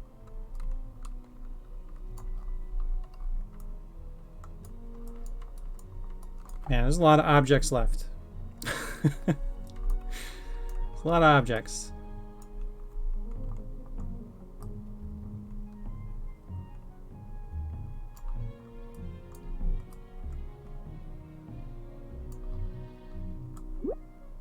Be a warp pad down here.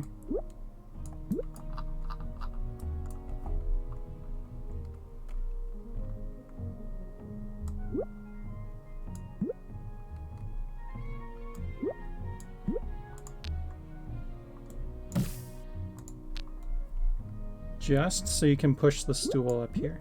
and then grab it with the frog glove.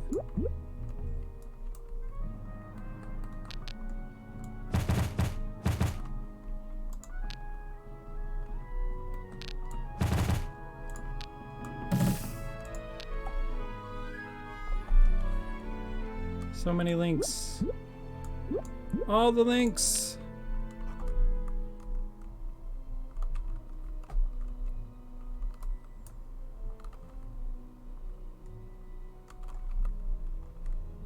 Can't get back from the spikes next to the frog glove.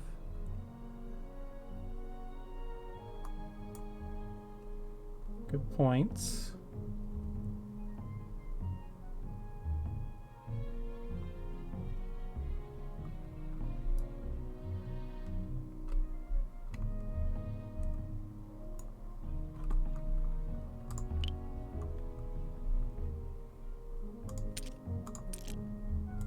There.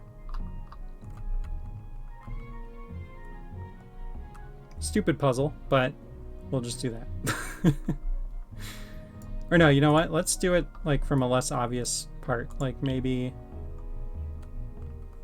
once everything in green is triggered, it'll put those back down. Okay.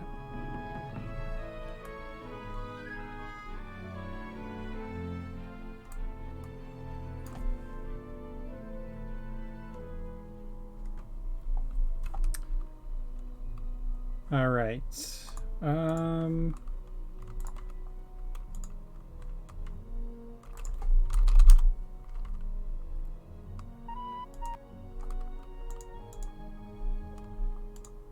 Whoop. Okay. We're gonna play test it in a second. The chest will be done, so you'll need to use the frog statue. Might be a good place for the wall one. Yeah, that's a good point. Can do the wall one here, and we'll do the disabled wall one, and we'll have that also enable when you activate everything in green. All right, will this level be uploaded to the demo? Sure, yeah, why not? Oh god, I hope not. We'll see. If it's fun, we'll upload it to the demo. Which reminds me I should save.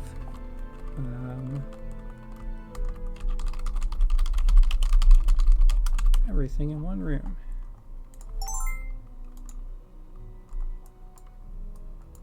All right, we're gonna test what we have so far, but I'm gonna take a bathroom break real quick and grab some water, so I'll be back in like literally just 2 minutes here. Quick break.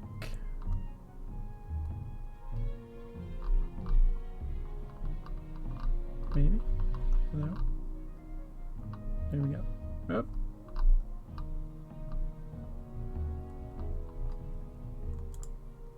Okay, be right back.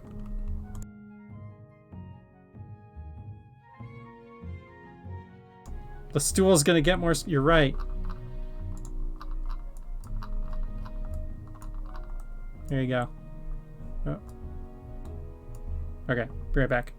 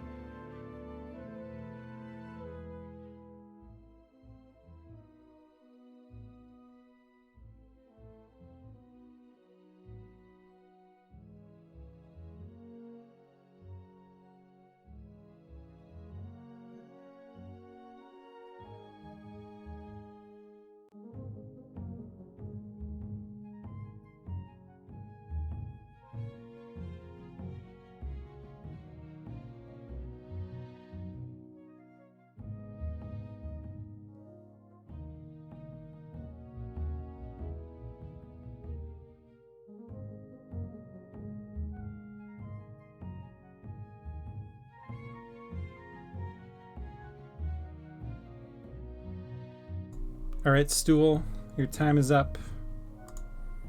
The real streamer is back. Trying to figure out this Twitch mod thing still. Apparently there are polls, but they're restricted to certain channels. Okay. Interesting. I also get like no notification when you do a poll. I have to go look at it on my stream manager.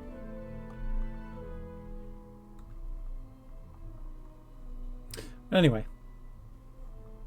we're back.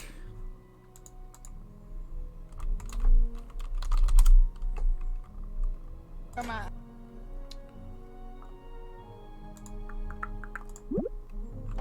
on. Don't judge me. I made a coffee. I'm waking up. It's Friday night. It's all good.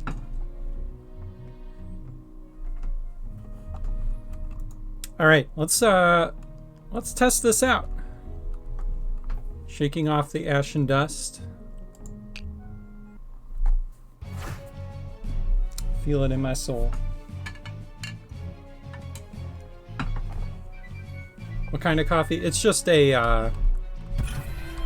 know how Starbucks sells those jugs of coffee? It's just like one of those. It's like a cold coffee.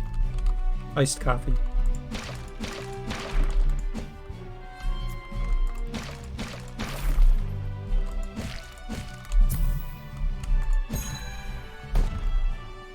All right, cool.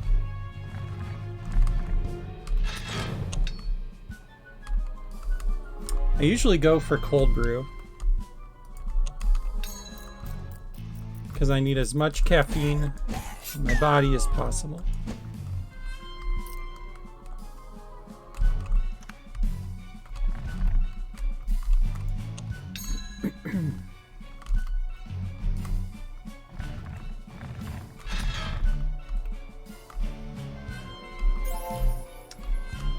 Alright, got our dash boots. Can go over here.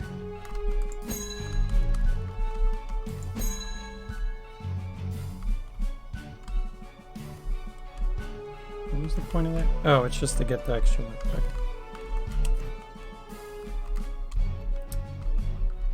Alright, dash over there. I guess technically you could like dash over and then dash back really quick and that would soft lock you. But there's plenty of other soft locks in this level right now, so it's not like perfect. And then here you can't see the frog statue, so I'd probably want to bump that down. It's the problem with a widescreen game. The top is always harder to see.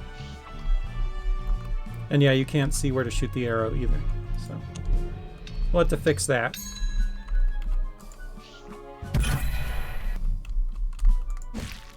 But that is why you test. Cover the deadly floor. Now some of these statues can probably cover more than one square. That's one thing I didn't think of. So that's not great.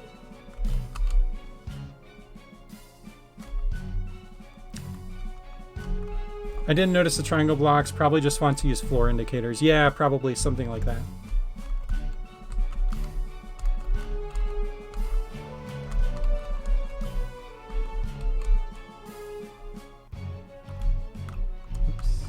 Damage there. Let's see.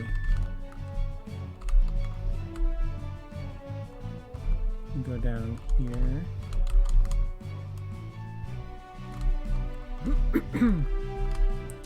We need a frog glove floor tile. Yeah, we probably should have a floor tile for each item.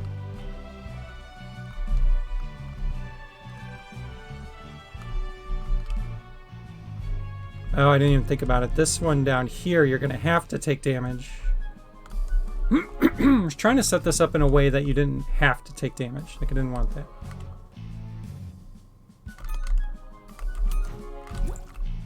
So we'll probably fix that too.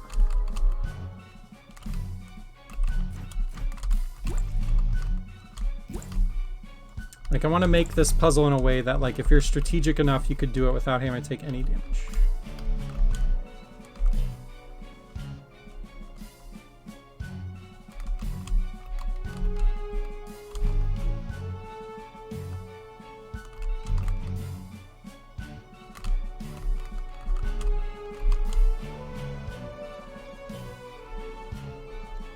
Much strategy, yes. Strategery.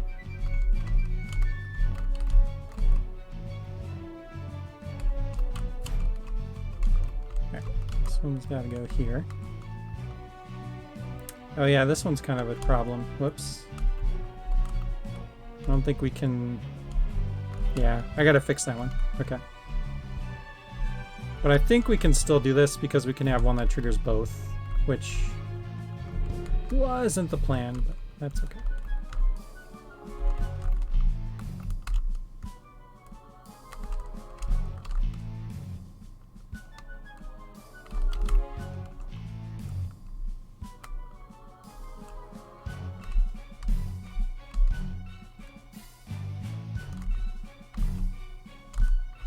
Now, what do we got? We got...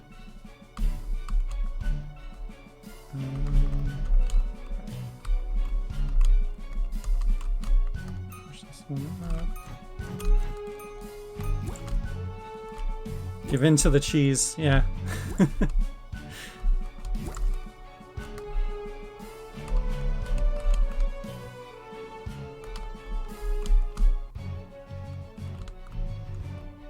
Okay, and then over here.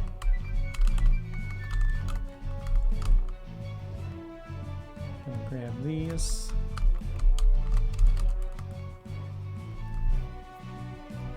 Go straight down with this one. And then we'll go over and around with this one. Look, I turned into a griffin.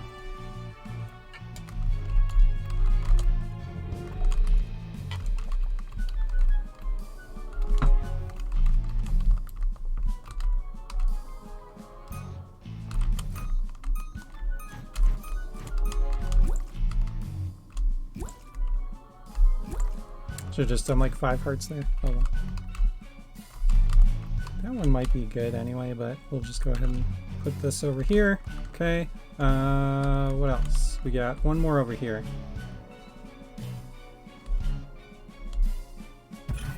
There we go. Okay. Okay, well, it worked, so that's cool. The puzzle definitely needs some refinement. But it worked. And this is kind of cool because not only do we have one of everything in this dungeon, we're using one of everything of the linking abilities too. We're using the any switch, we're using the only trigger once. So this is turning into a really nice test dungeon for whenever we make changes. Oh yeah, we got to go back and do our frog glove shenanigans. Push this up. And then come back.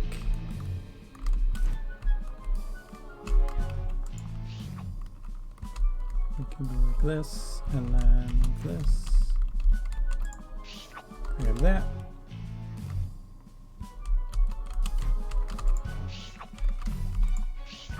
And that's a cool little bonus. Only the savvy players are going to find this one up.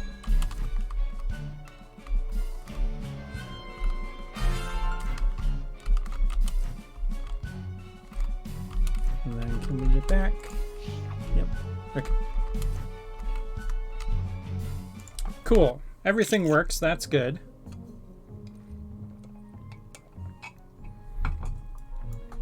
Woo! Just gotta make some little changes here.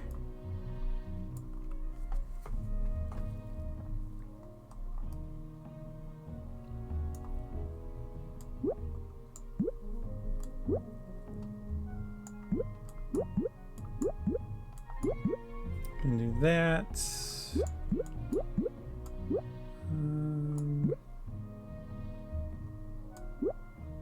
I don't know if you could see that far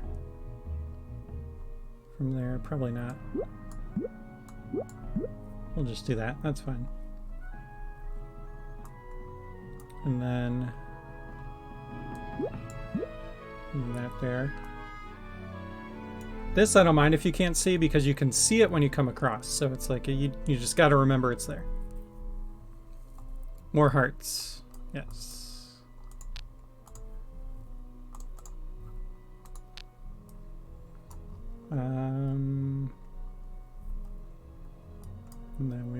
this moved over. Wanted to change this one. Just go like that. It's fine.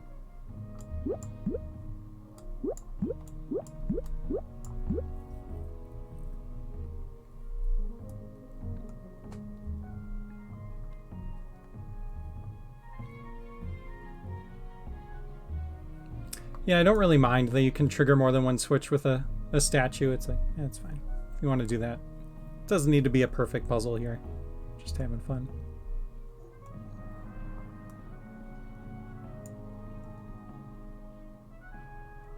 Let's actually go like this. We're going to put one here, and then we'll move this one like down in this corner. So you have to put that on there. Be a little sneaky.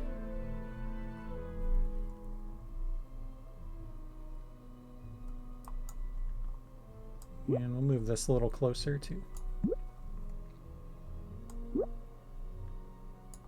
Yeah, that's fine.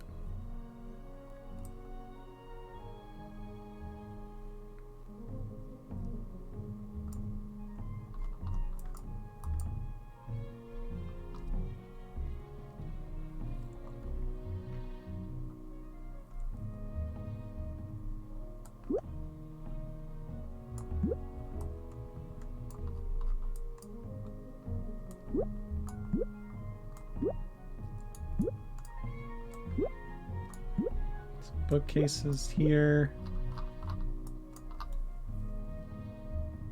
The map isn't going to do much in this level. Yeah, I guess, yeah, actually it literally does nothing. The monocular can help.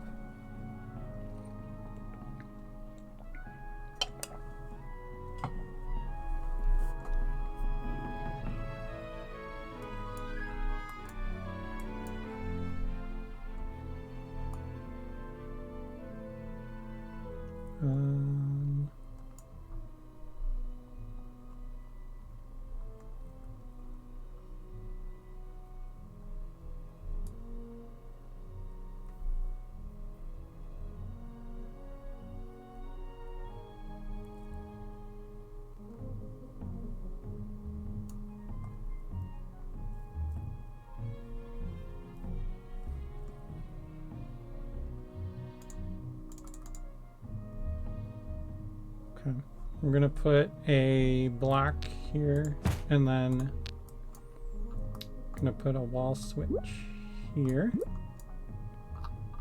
and then we're gonna have it so when you move this bookcase, it'll rotate this, so then you can come back here and hit this to get a super secret map.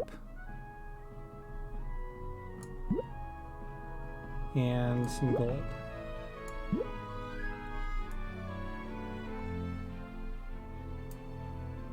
And a gold quiver.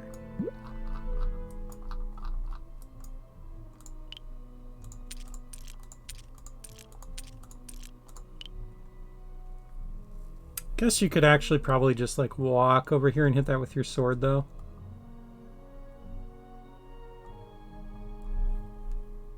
You could definitely cheese it.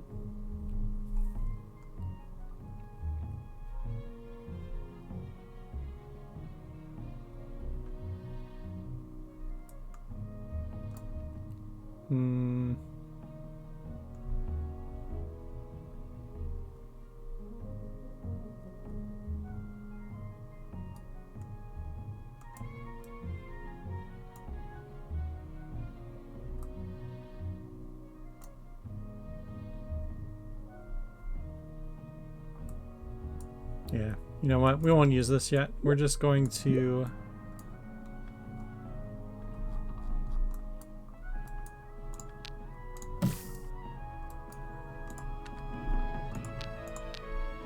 step back. We'll just have pushing the bookshelf on these.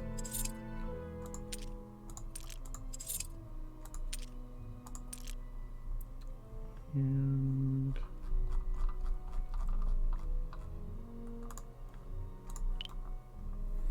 okay.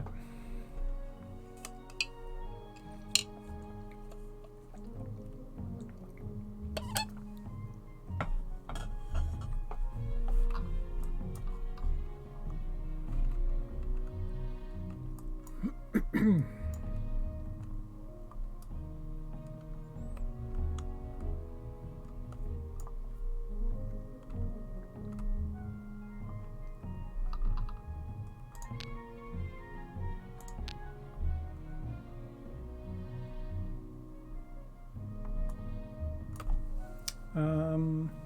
so green is going to be down. Orange is up.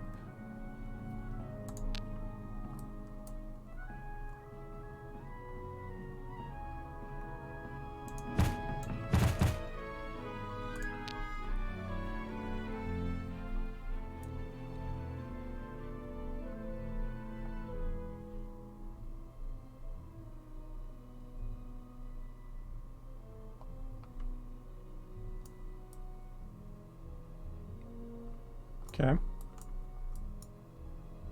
Looking good. Looking like a dungeon.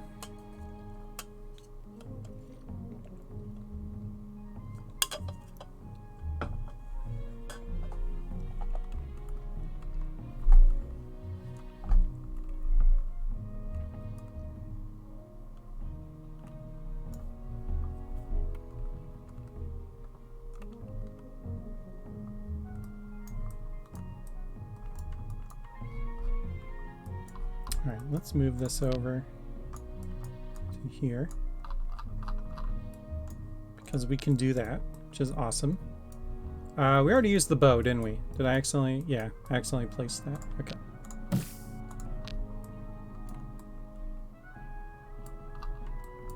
Need to give the player an arrow. Put that on an enemy. All right, bombs. I think we're ready for bombs.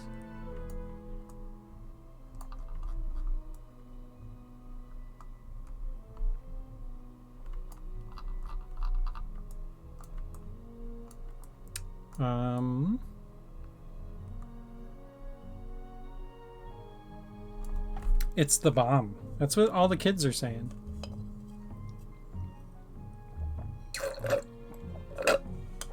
Those bombs is the bomb. From the famous Super Dungeon Designer movie adaptation, it's bombing time. How many bombs does it take to kill Goliath? So Goliath has 6 HP, at least right now. We're still messing with it. For his first form. And the first form, bombs do 2 damage.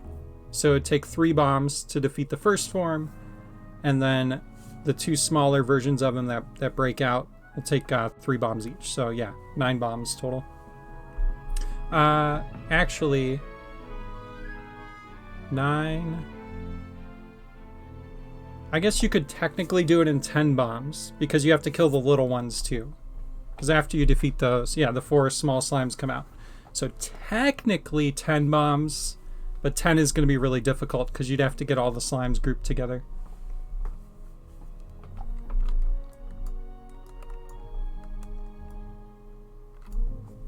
So somewhere between like 10 to 15 or something. All right.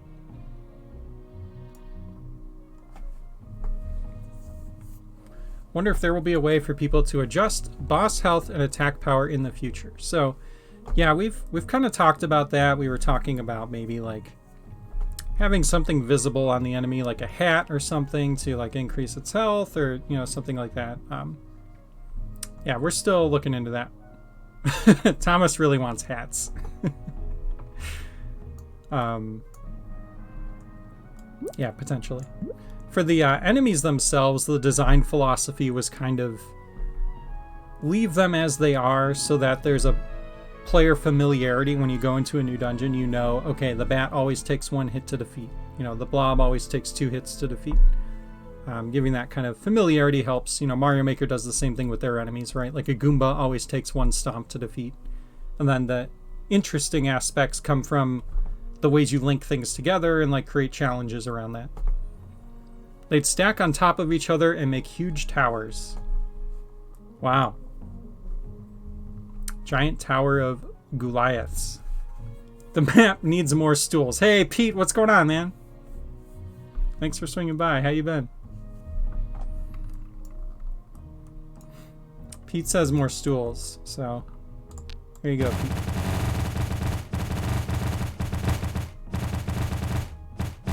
This is for Pete. Pete, thank you for the follow. Perfect. Stool pigeon. Frank on a bun, thank you for the follow.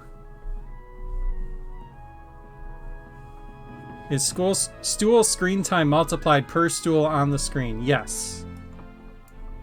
Absolutely.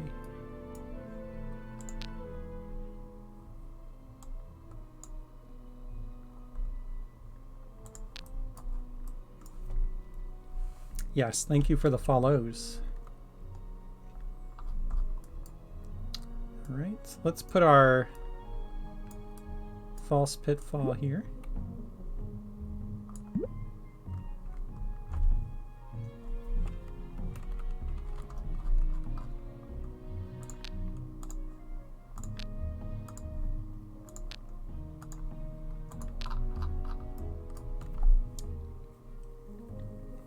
I think the stool might have you beat time-wise now, if that's the case, yeah. My cat Riku would follow if he had a Twitch page. Dude, Riku should totally have a Twitch. I would watch that. I would watch Riku play with cat toys all day long. Design a dungeon for the cat to play? Yeah.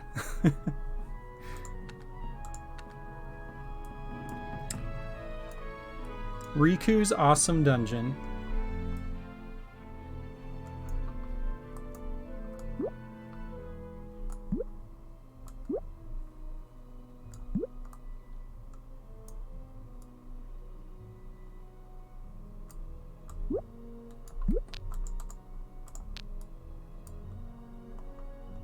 All right, I'm just trying to use stuff up here.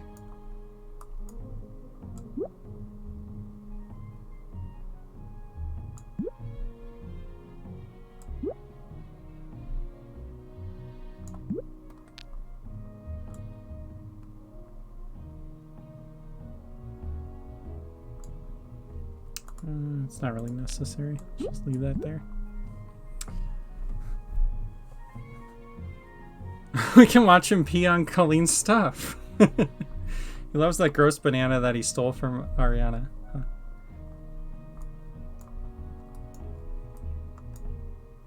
Oh, Riku.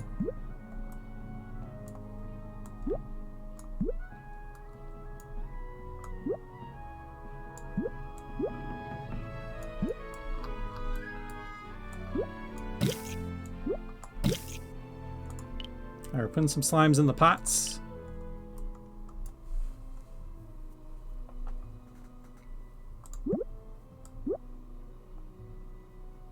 But when you break both of the pots,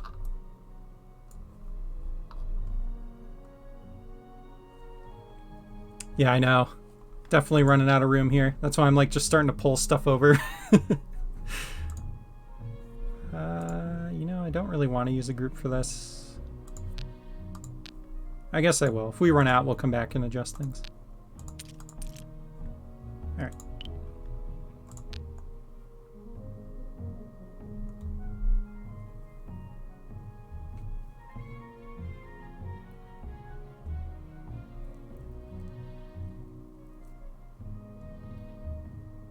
Okay.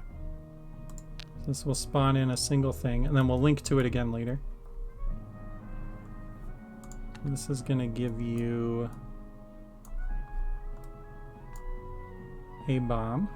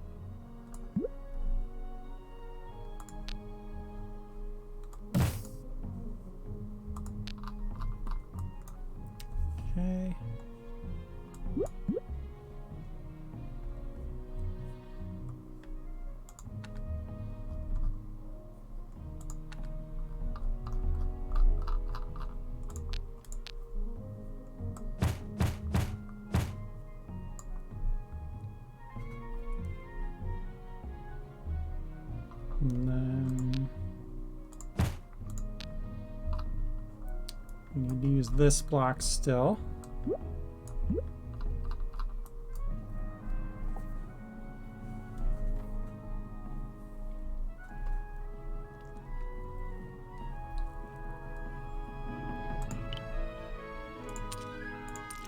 Spawn another bomb. And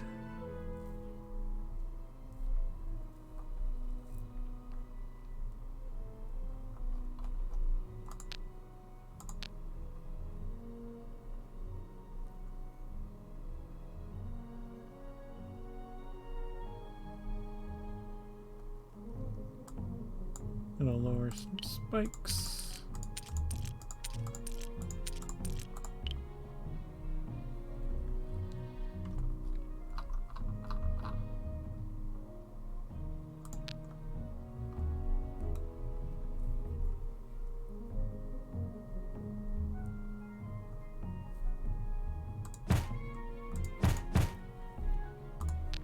So you can use your bomb over here.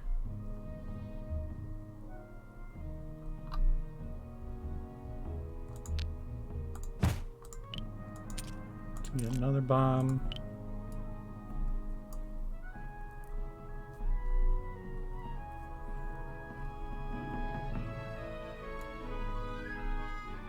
And make a stool appear.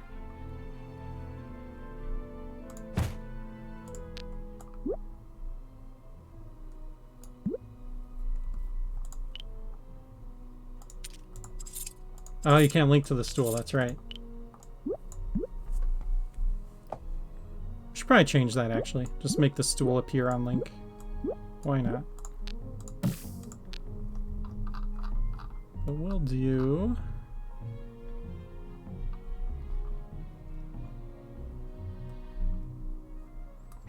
Anything else to use up here?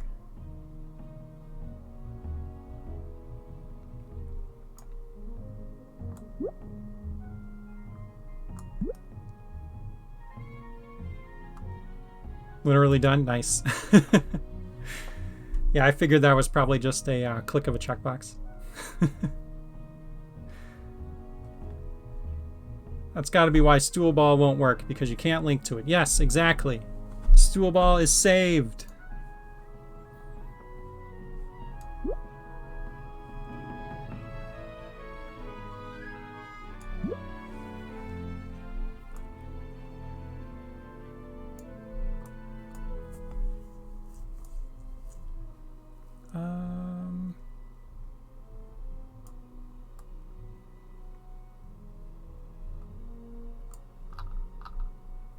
Alright, that'll spawn in a bomb. And lower these spikes.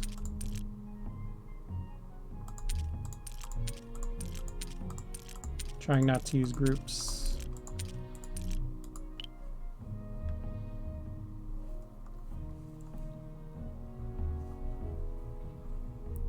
And then you'll use that bomb to blow up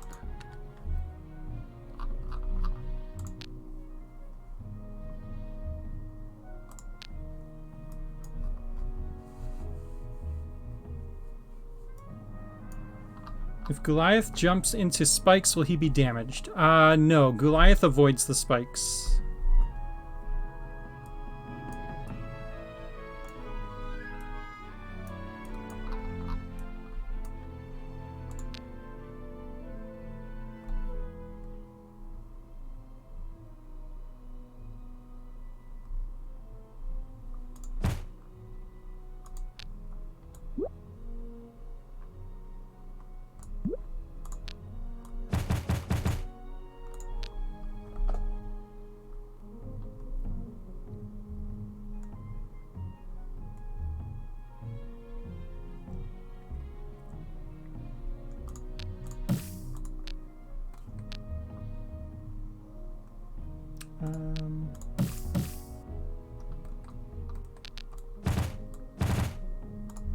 Okay, we'll do that.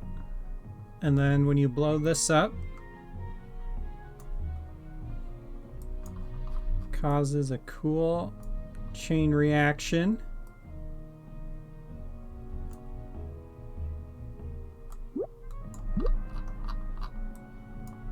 Actually, yeah, we'll have this here first.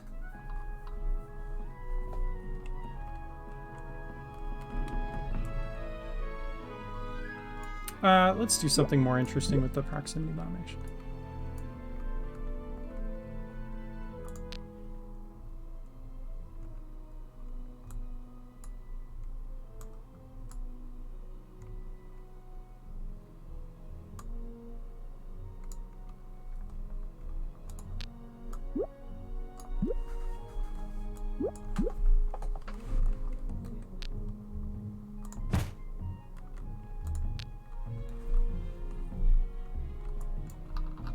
Okay, so you need to blow that up so that you can jump over.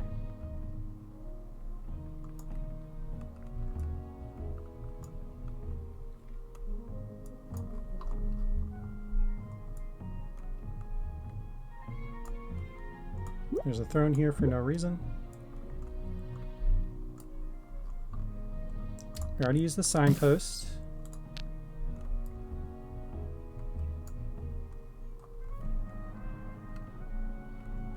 Okay, and then when you get here,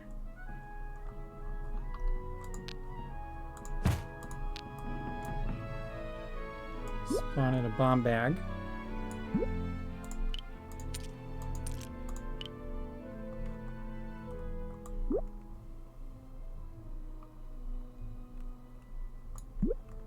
Some enemies. Oh, we already had a lizard, didn't we? Yeah, a lizard.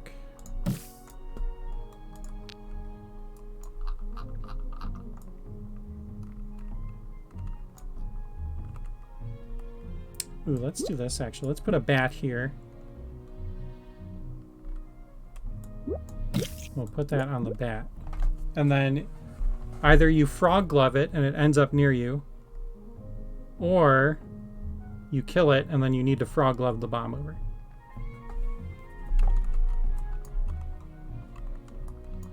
Oh, but you can aggro the bat from there. Never mind. Good thought, but we'll not do that.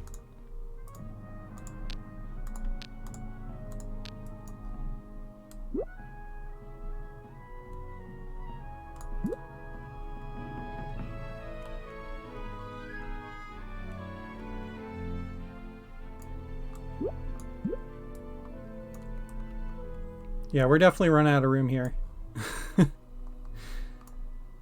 Start spreading some of these banners out.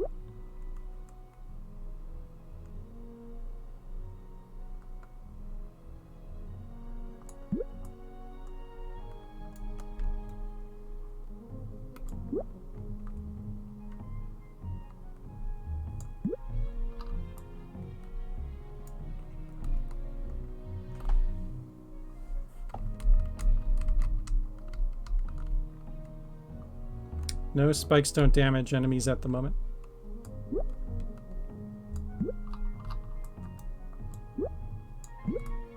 Indeed.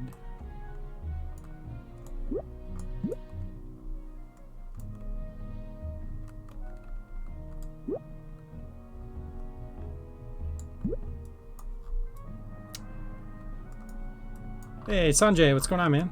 Thanks for swinging by.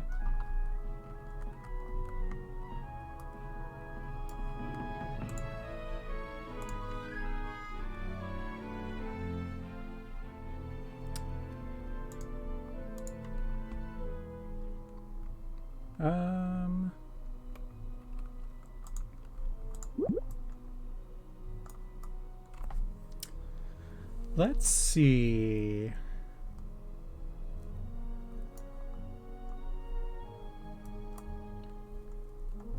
We gotta use some of these warps.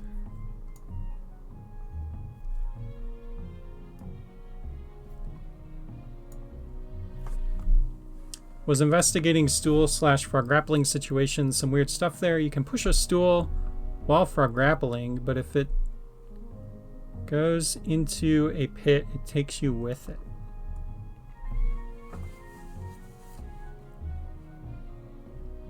Push a stool while frog grappling. Like a second player can push a stool while you're grabbing it, is what you're saying? Guess we didn't think to test that.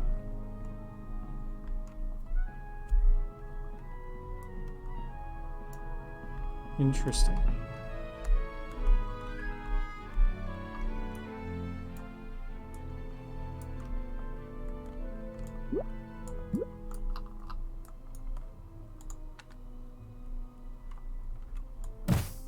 Oops.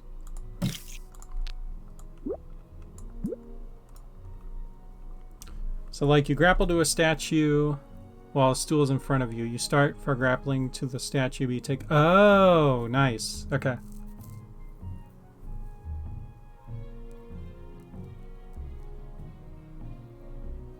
But wouldn't you... Oh, I see. So like if you frog grapple around the stool, but still hit a statue. Okay. Posted a video to the Discord. Okay, I'll check it out. Gotcha, gotcha.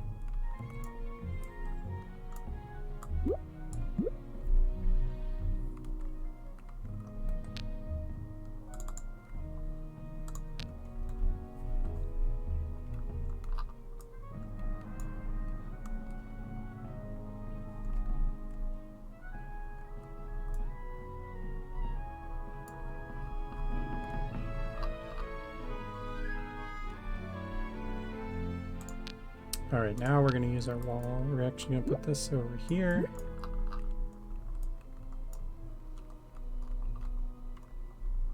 And now we're going to use our wall switches.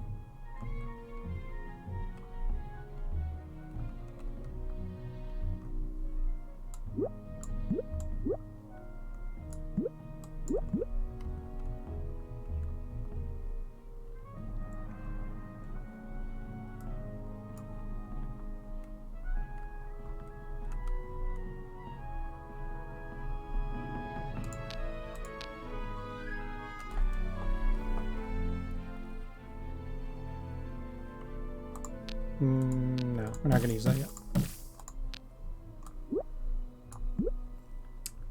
Getting rid of the outside wall affords you extra space in your room. Just be careful around that edge. Yep. So you can delete walls if you want a room with no walls, but you will fall off the edge. It can be very dangerous.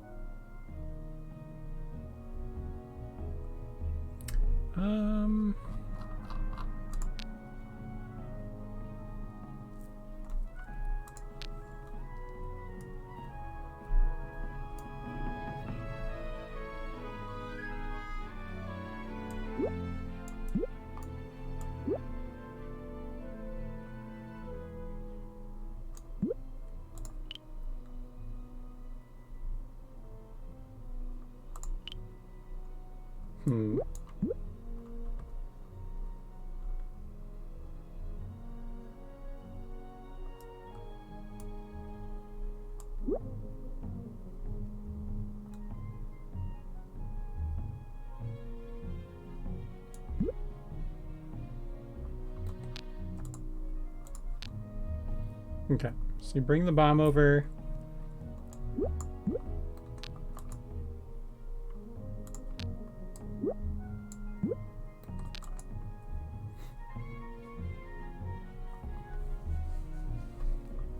It explodes, which triggers this.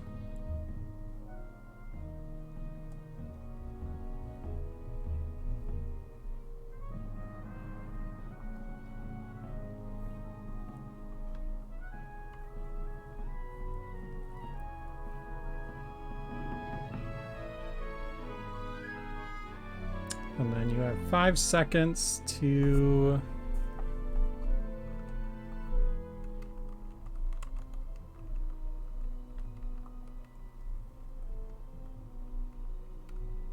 Here, let's do this. We're gonna spawn in a treasure over here. When that's broken. And then you have 5 seconds to get over to it. So it's walled off.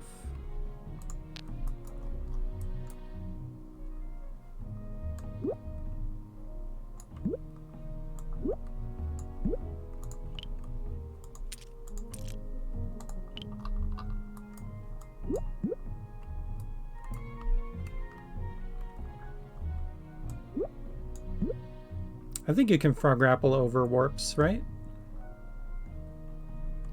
Pretty sure. We'll find out. Should be able to. Okay.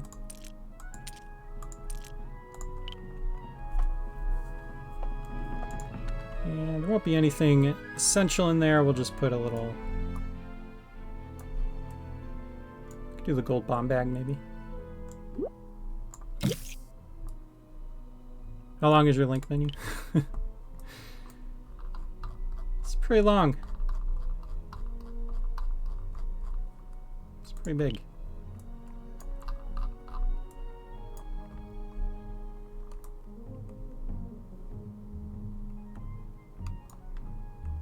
Still works, yep. And then I'm just gonna get rid of that.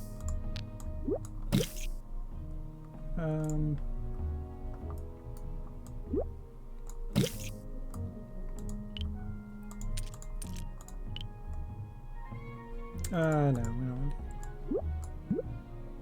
Because that repeats spawns, I think. So we'll put hearts in there.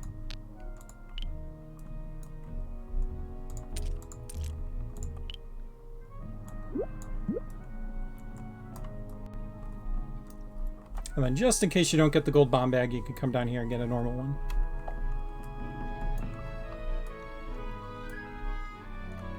Don't want this to accidentally trigger the switch, so let's put this...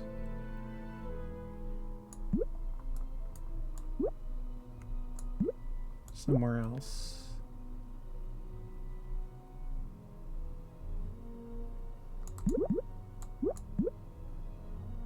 I think that would be okay.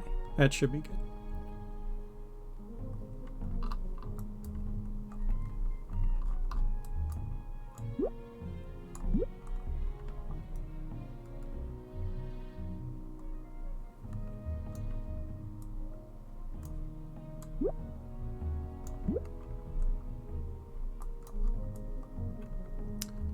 All right.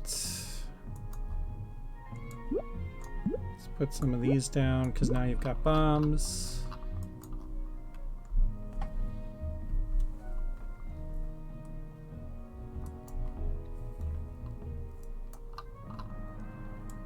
Could have actually done a puzzle with these before we gave you unlimited bombs, but oh well.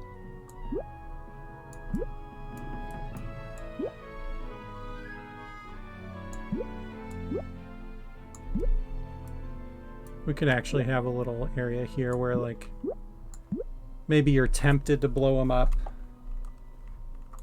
but you're supposed to use them to weigh down some switches.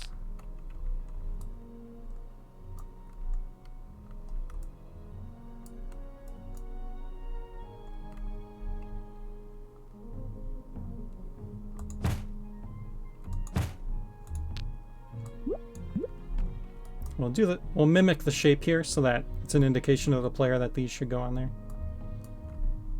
But yeah, your first instinct might be like, oh, I'll blow those up, and then you just miss out on a little optional reward here.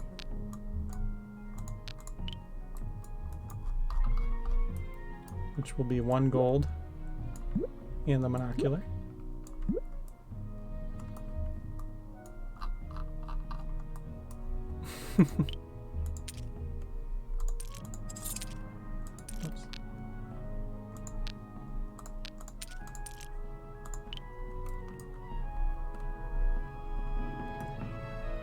I guess technically you could blow up one of these and still be able to trigger this.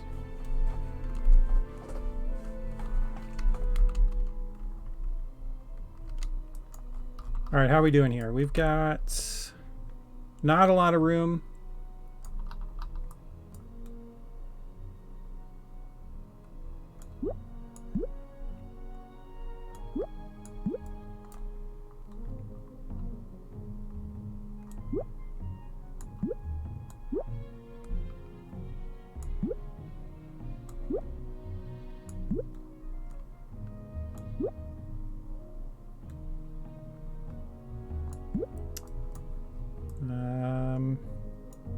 So lantern and torches are next, and then we move to the boss. So let's use up some of this other stuff here. Still got stairs.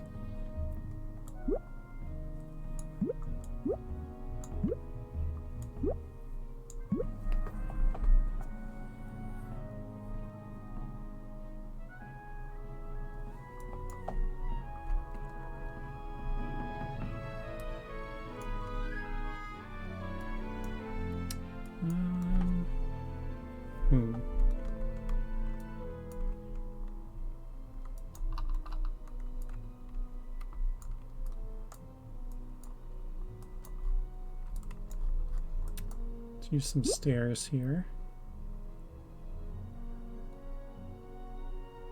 Make the boss spawn in so the whole level isn't silent. Yeah, I will. That's a good point.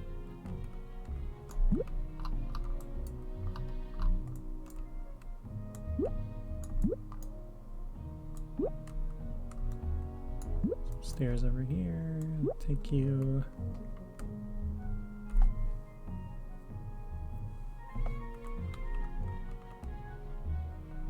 Here.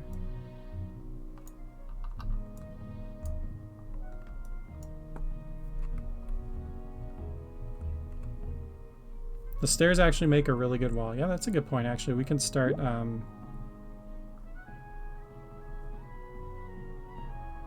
actually put them up on the wall. Alright, I'm going to leave this one.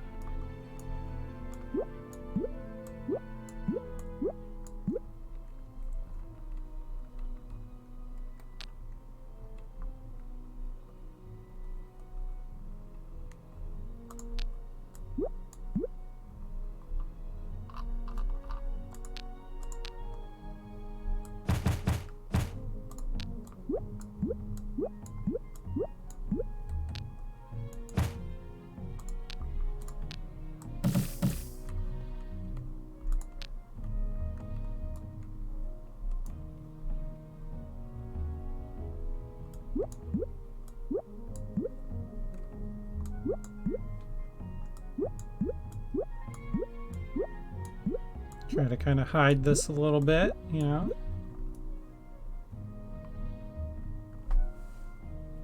Wonder if you can jank your way onto that staircase. Yeah, we'll find out. We'll test it.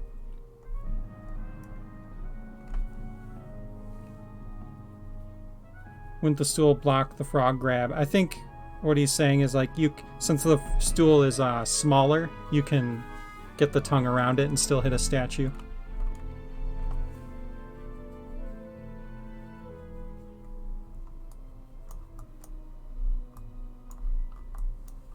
We'll give a boss key over here.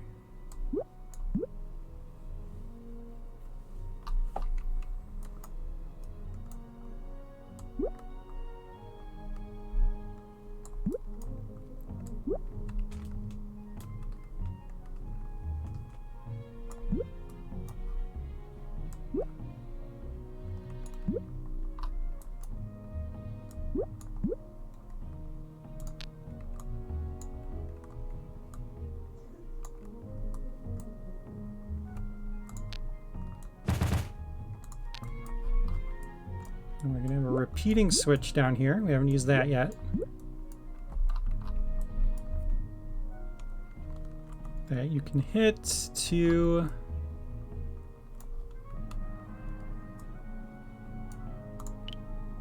get some hearts during the boss fight.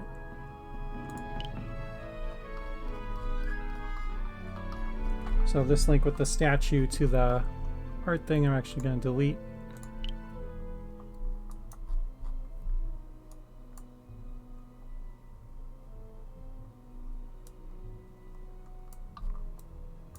Ugh, we got to use these. I already used that. That one's good. So we need the deactivated ones. So we'll work those into the boss fight. We'll create some danger areas.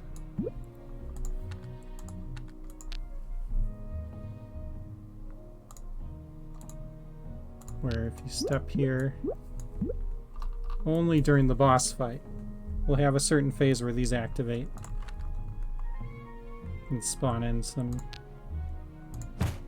warthogs.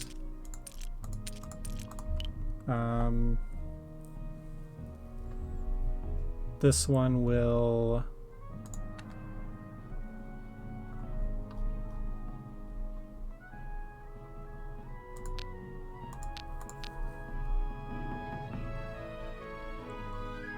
put some spikes up.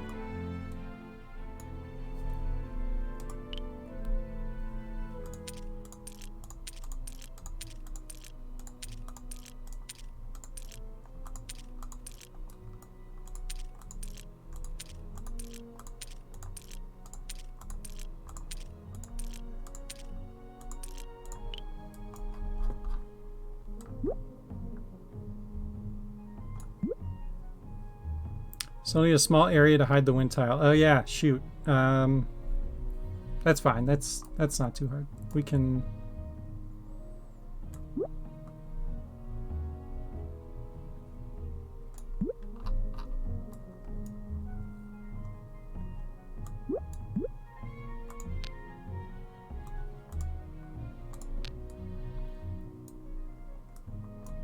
Between the triangle box. Yeah, that's not a bad idea.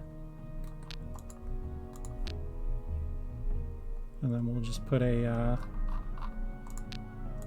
frog thing.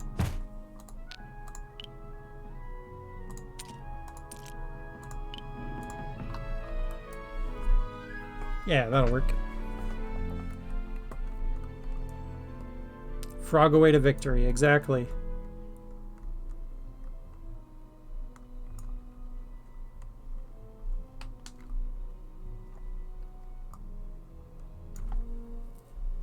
Oh, you know what'd be cool, actually? Instead of having this trigger that, we can have it trigger...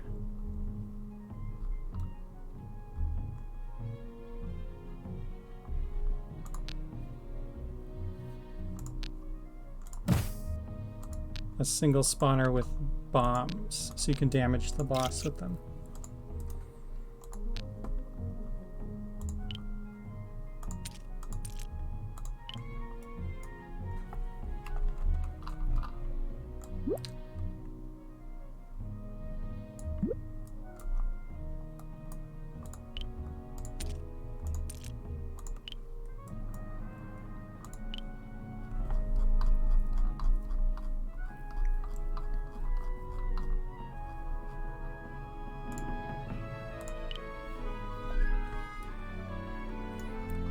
Alright, this is not a good dungeon. I just want to put that out there.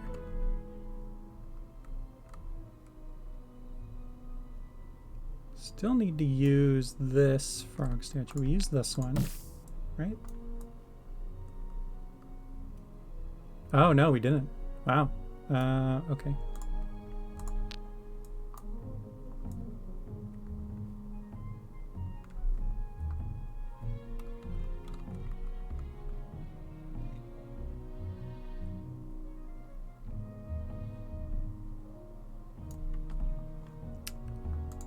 Can you?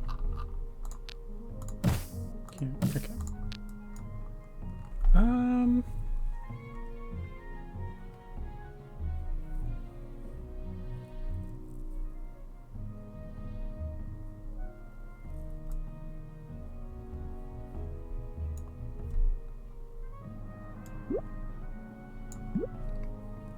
hide that there.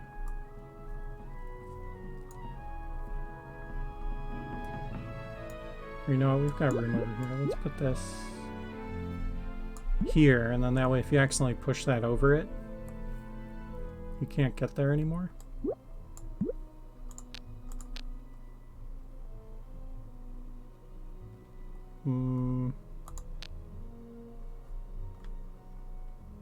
Yeah, those kind of get in the way though. We'll put it here.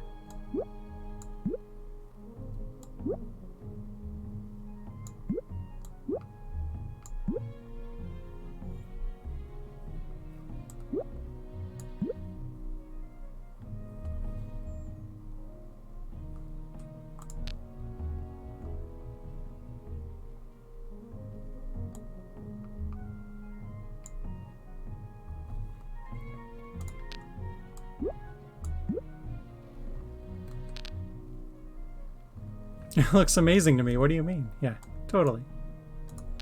Totally. It's the best dungeon ever made.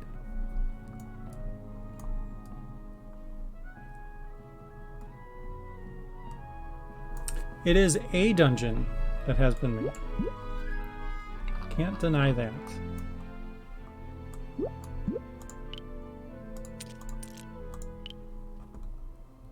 It's certainly diverse. Yes.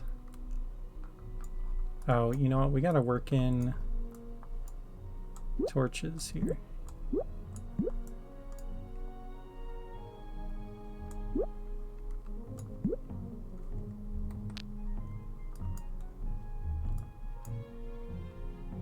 Did I not put wall torches in? Oh yeah, there they are. Okay. That's pretty easy.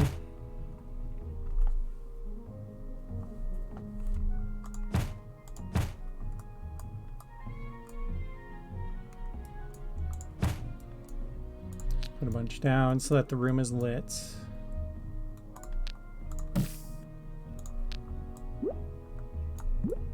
And then, yeah, we still got to give the player the lantern. Let's actually put the lantern here.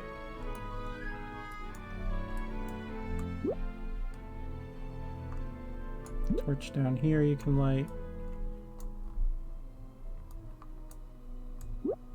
And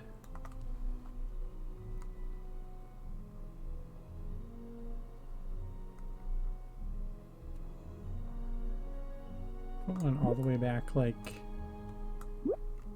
here. And if you go back for them,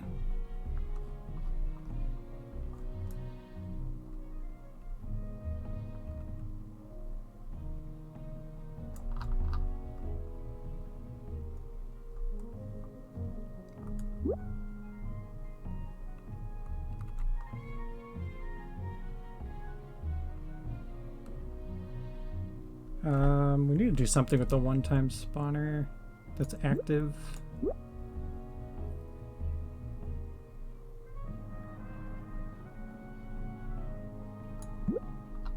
Put that here.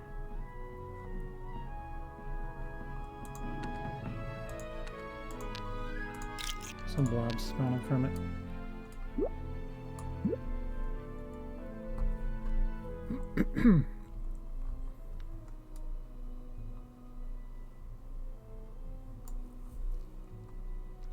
Someone needs to speed run the dungeon? Yeah. Good luck. There'd be a little bit of chaos.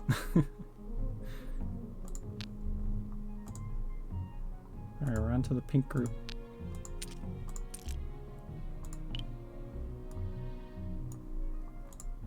And it'll give you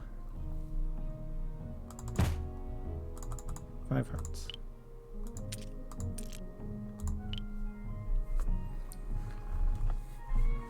That lag when switching to link mode. Yeah, it's pretty bad, actually. This is such a long stream. I'm okay with it, but I'm going to go to bed in a few minutes, whether you're done or not. Fair enough. Well, thanks for hanging out. Appreciate it.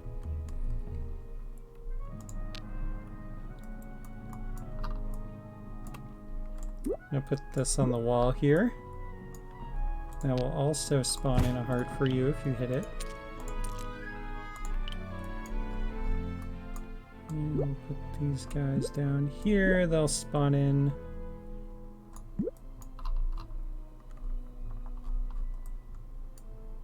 Let's put him in here. So we can't light the torch.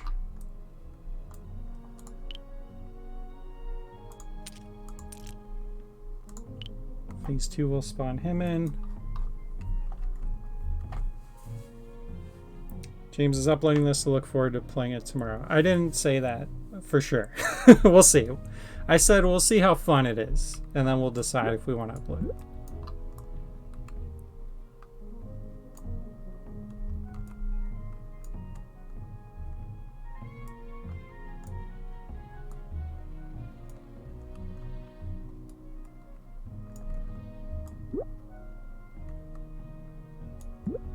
Oops. I guess the grade isn't that important. We can just put it wherever.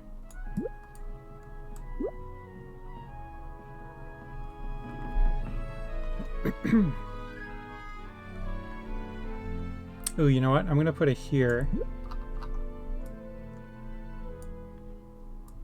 Because you won't have the dash boots until you get here. So if you want to come back, you can, and then you can get a little bonus here.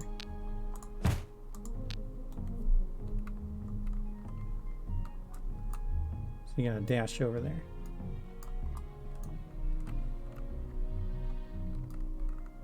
Yeah, the heart container.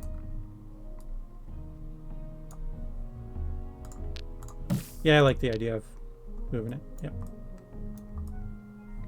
That way you're not getting like 2 heart containers back to back.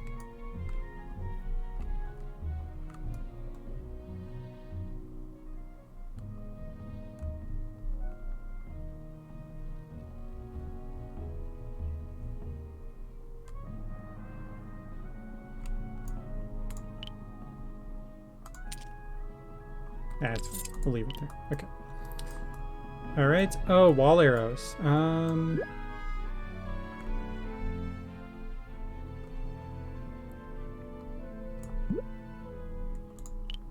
Have one activate here when the boss splits into 4.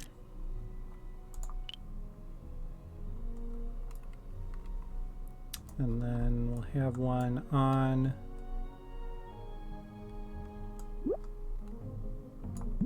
here.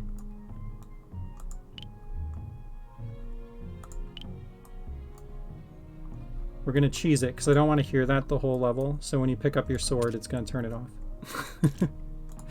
And then we'll turn it back on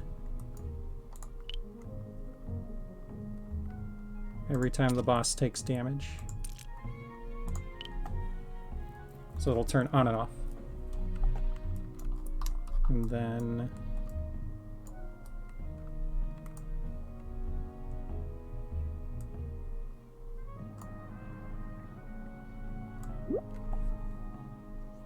this will be over here.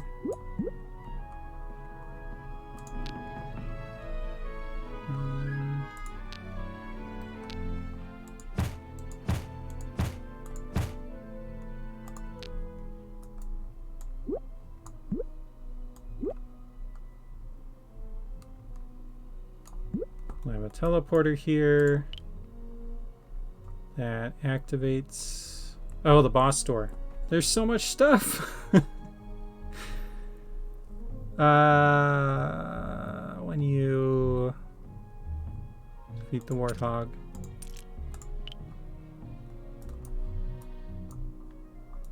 We'll just put the boss door here.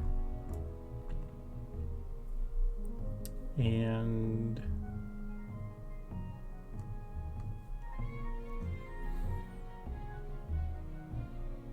put the other one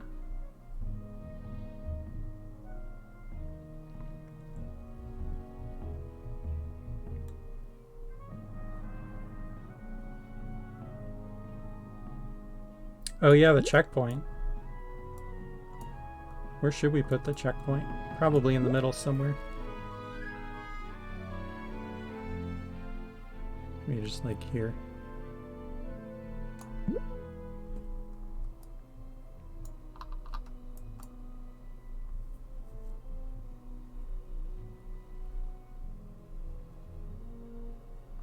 Yeah, I guess boss door can take you back here.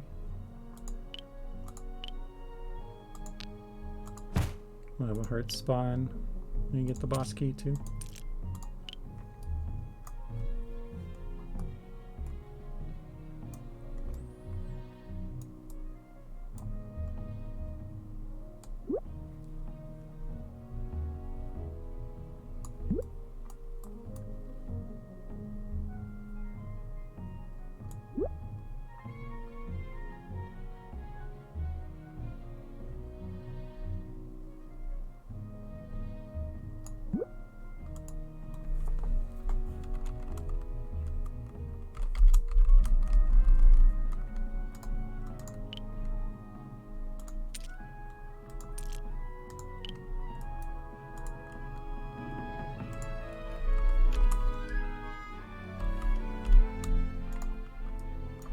Idea for a level challenge.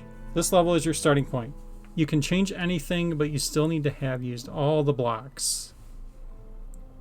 That could be interesting, yeah. Delete the layout and use the blocks where they are.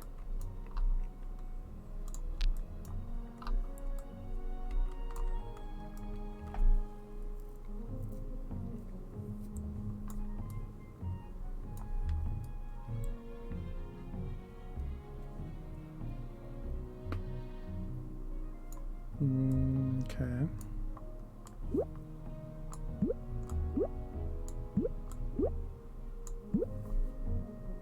Put a warp here.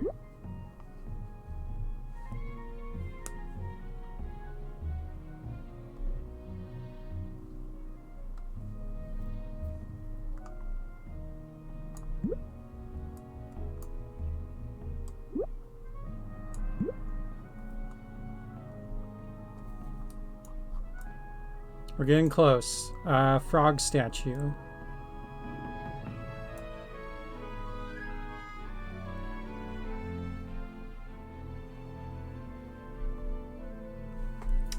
Frog statue can go...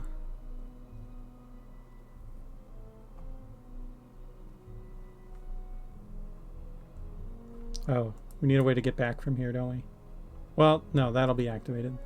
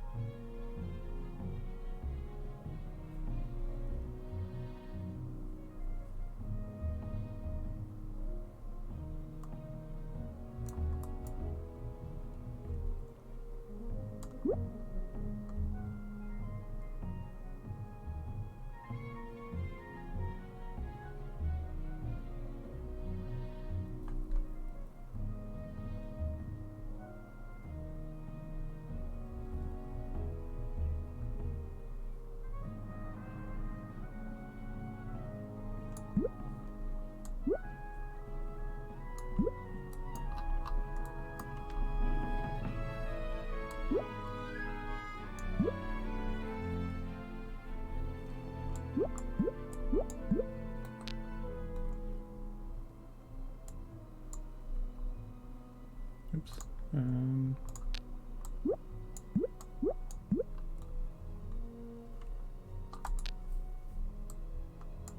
Why do I keep doing it? There we go.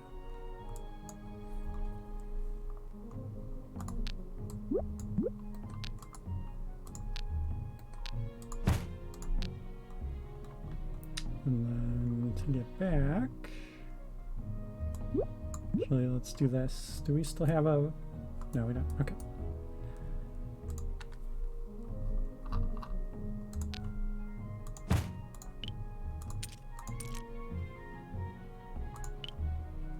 Oh, I don't know why I thought that was going to help me. Put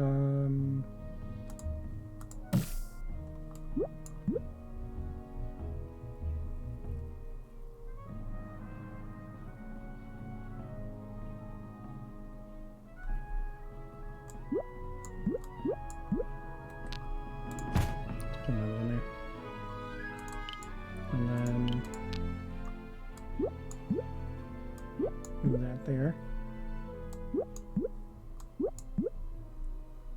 I'm actually curious if this stair will work with the banner in front of it. Can grapple to the chest. What chest?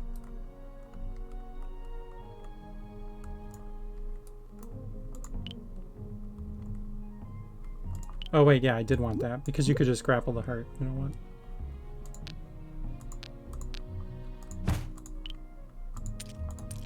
There we go.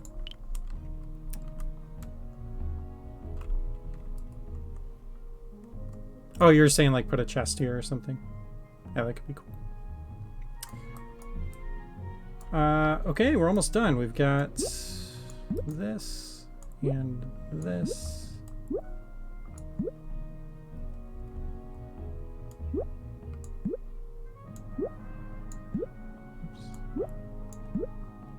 Come on, you move. There we go.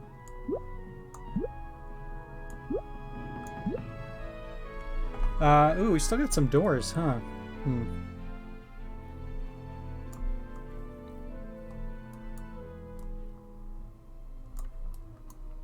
Still got some doors. 2 sets of doors. So close. Oh, we're at 170 backers? Heck yeah.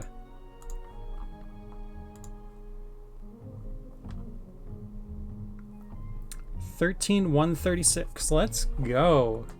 $1,864 to go. We can do it. 34 hours to go. So close.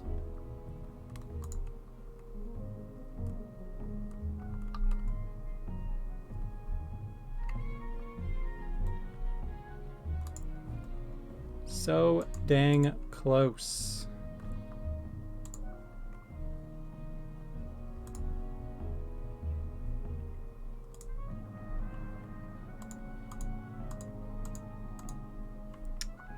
All right. Let's see. What do we do here? We can put...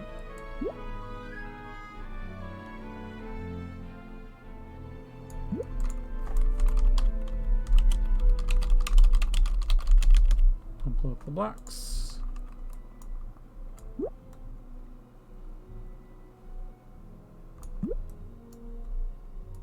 That there. Fountain.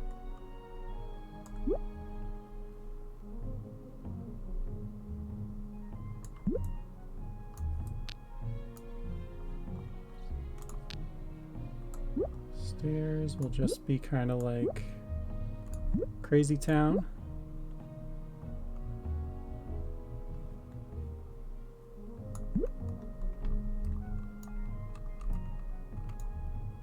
If you ever get stuck, you can use bombs to kill yourself to respawn. Yeah, that's a good point. It's technically a new feature.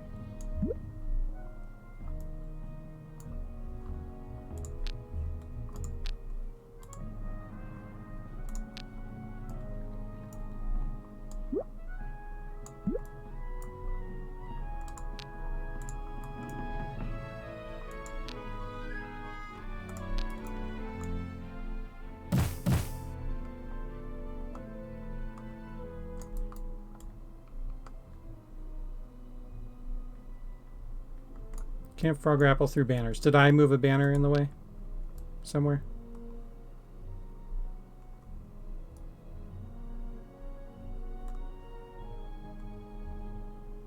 Oh, thank you.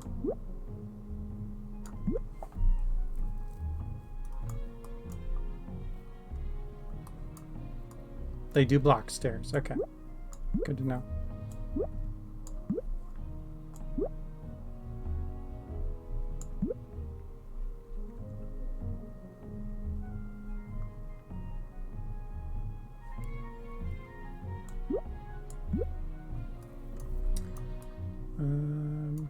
All right, this repeating switch.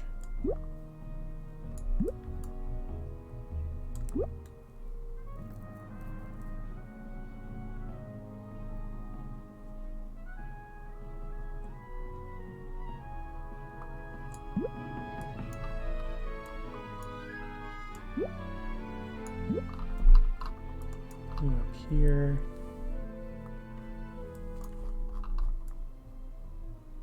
All right, that's everything except the doors.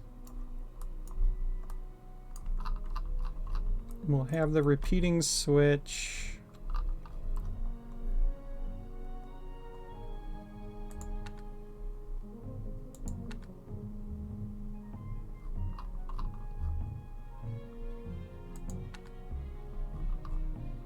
I don't know. This started off like making some cool puzzles, and now it's just kind of like just throwing shit in here wherever we can.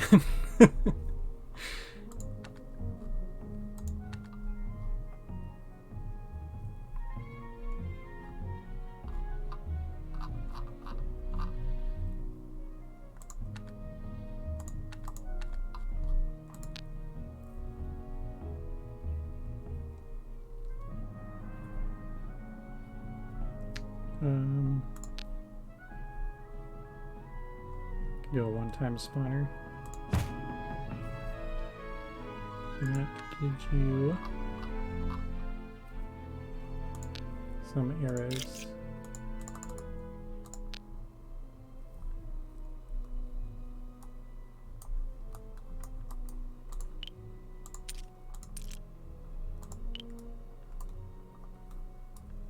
Because why not?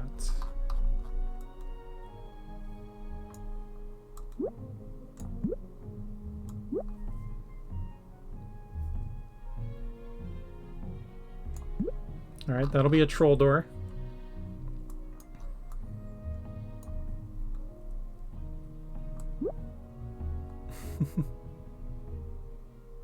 A single coin, yeah.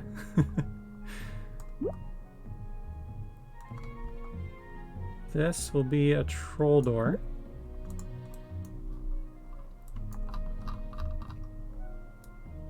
We made it. Welcome to the bottom of the barrel. That's right. This will be the wall of many windows because it's close to where my windows already are.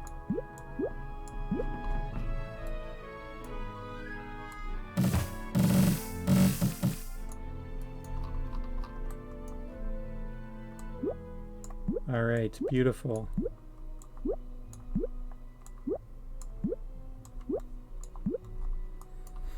Oh yeah, we need to spawn in the boss, right? So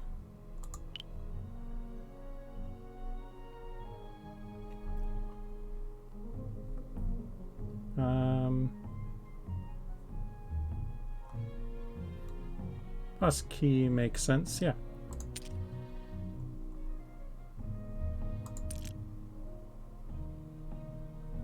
Okay.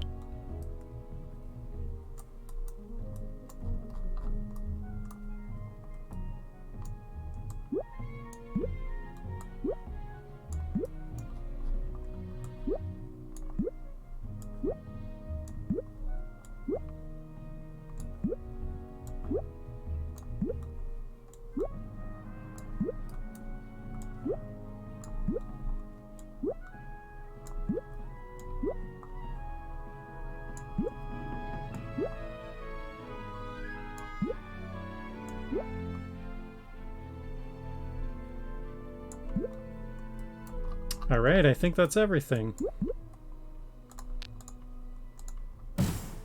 We did it.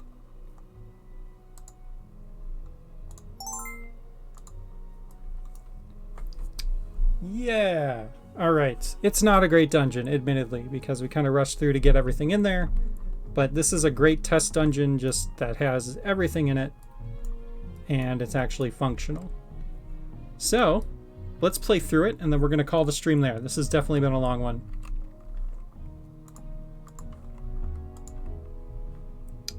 So let's do it.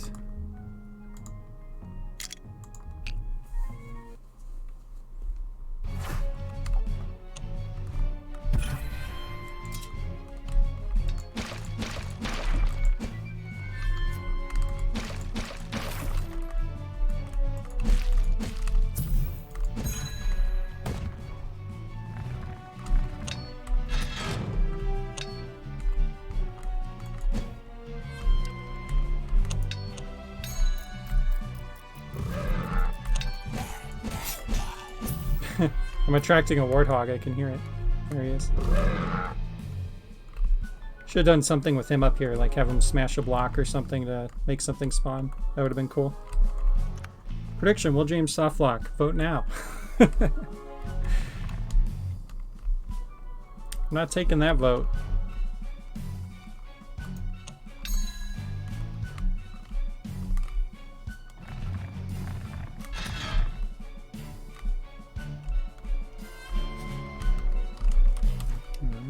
Oh, those went back up.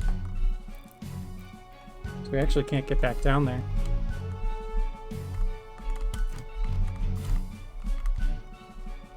Yes, by a landslide. Wait. The heck, you guys? Hold on. Where's my prediction?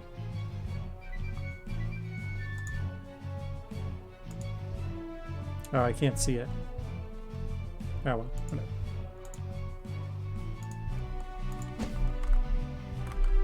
I'm gonna start over. I want to make it so we can go get that thing. So we are going to...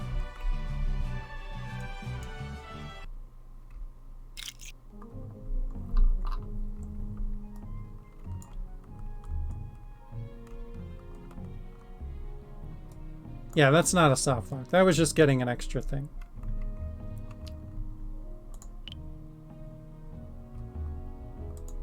Go back up. If you push that over...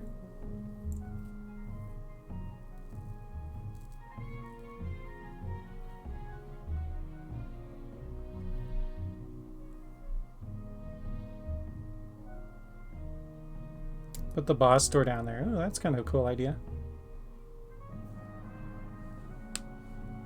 Can't get back until the end, yeah.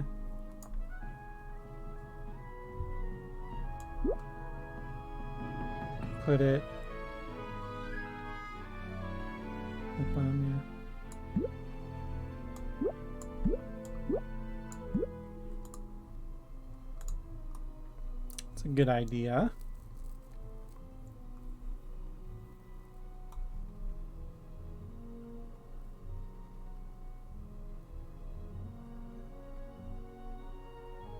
I was actually thinking something like this, where we change this to a cracked block and then remove this one, and then you have to come back later and like push this down. But I like the boss door having some kind of use. What's gold useful for? Are there merchants inside dungeons, or is it just a score thing? Just tried a dungeon, was pretty fun. Awesome! Thanks for checking out the demo, yeah. So gold right now is more of a score thing, but we are pretty soon going to be implementing a merchant, and the merchant will have a shop. When you place them down in build mode, you'll get to specify what 3 items he can sell, and then you can buy those items with the gold. So you can be like, the key costs 50 gold and hearts cost 20 gold. Then you come back, you can spend the gold to progress. So yes, gold will have a use. And it'll be even more useful later on down the road when we make like an overworld creator mode, because then the shops will be really functional. You'll come out of dungeons, buy stuff from the shops, go explore other dungeons. It'll be really cool. All right, that looks good.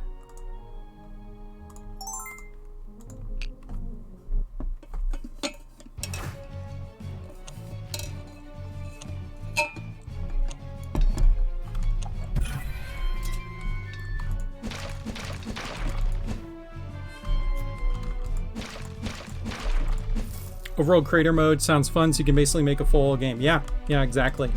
You'll be able to, you know, we're still figuring out the details of that mode, but yeah, you'll be able to kind of lay out a full overworld, like specify where dungeon entrances are, and then yeah, make a full complete game where the stuff that you acquire and do in one dungeon actually carries over into the next dungeon. So should be really fun. That's still a little ways off, but it's something that we're going to try and get in for the actual full launch of the game next year.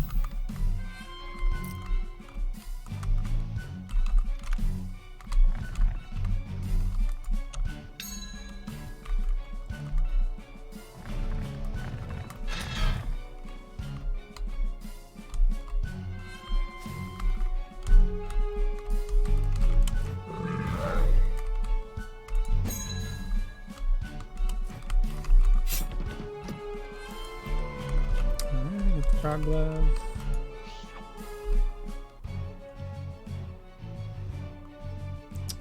Oh yeah.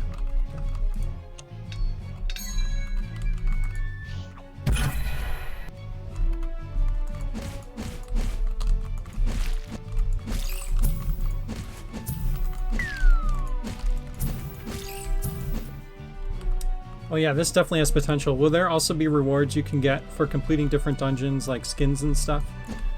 Not for completing dungeons, but we're looking into sort of a profile system down the road. We're gonna see what we can do. Like, if you say, like every day, if you play a new dungeon, maybe you get more experience points on your profile, and then that'll help you like unlock some rewards and things. So the idea is that we're hopefully going to do some kind of like profile system so that you get rewarded for coming back and playing the game more. But that design isn't fully fleshed out yet. We're still looking into that.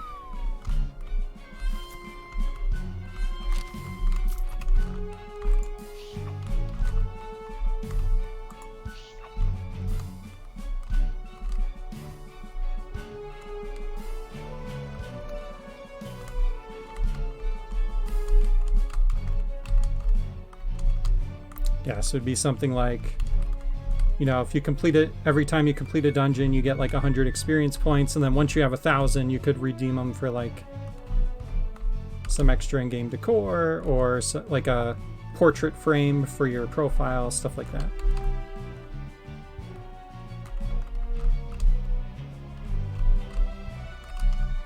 I meant like something progressive for playing more. If it was just per dungeon, people would just farm easiest dungeons.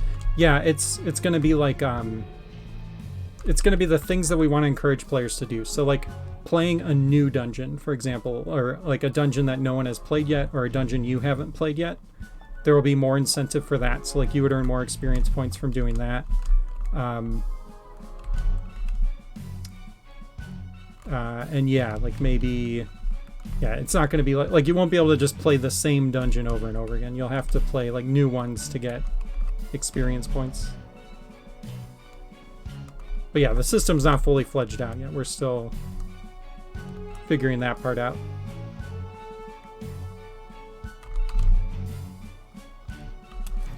Oops.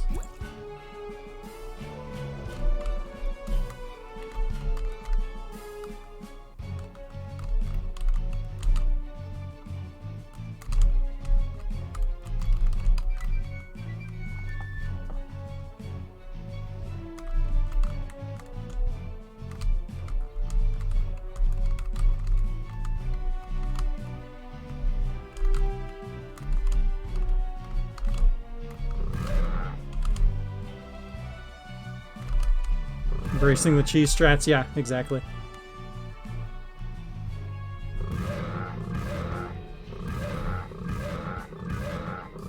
Wow, that warthog is not having a good time.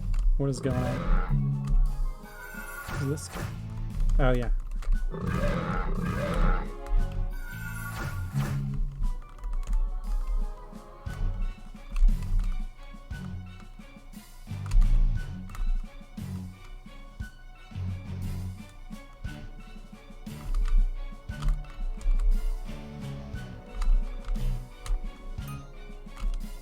All in on the cheese.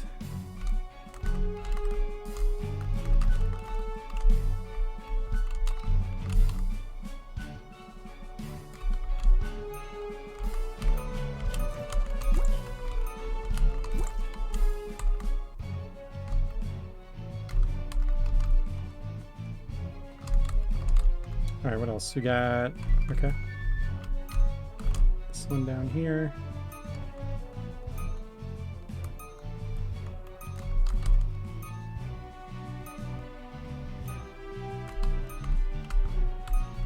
Poor warthog, yeah, he's just ramming his head into the wall forever.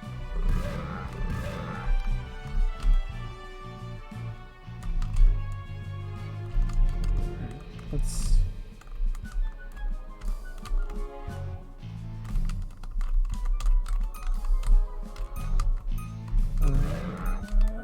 don't die.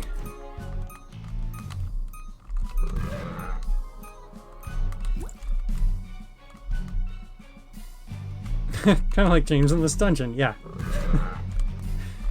For sure.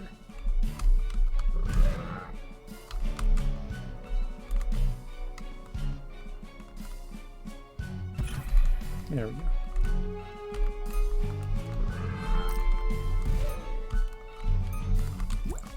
Alright. Statue puzzle is tedious, not fun.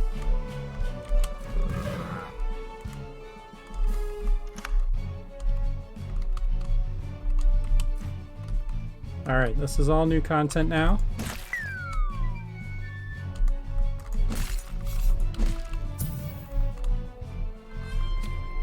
Alright, we got a bomb. I think this is the troll door, right?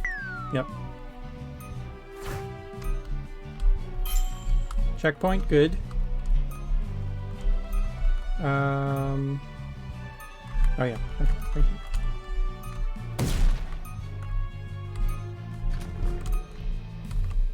Okay, another bomb.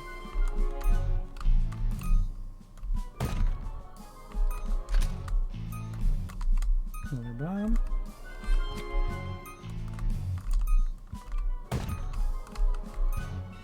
Okay, throw a grapple of that. It's so fast.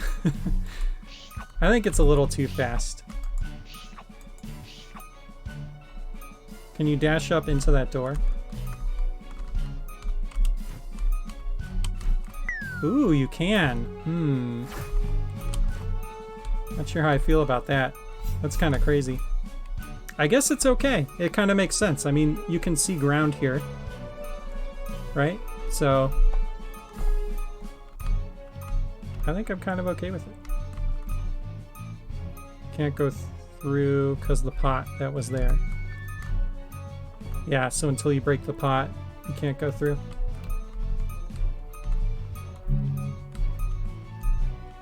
Oh, you can grapple this chest. Is that what you were saying earlier? Oops.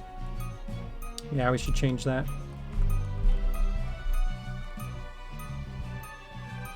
No, but sure. Okay.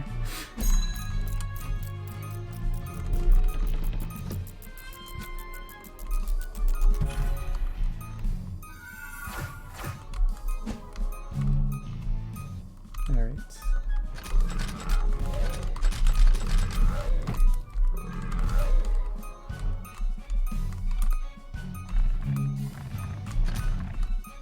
Feels like such a little Timmy. Oh, this was a push once. Okay, well, it doesn't matter. Okay. Got our beautiful map here.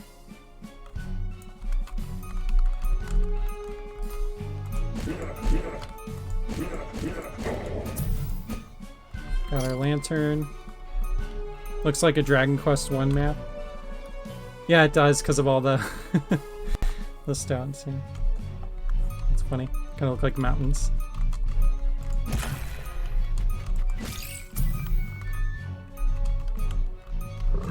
Alright, Warthog, we're putting you out of your misery, buddy.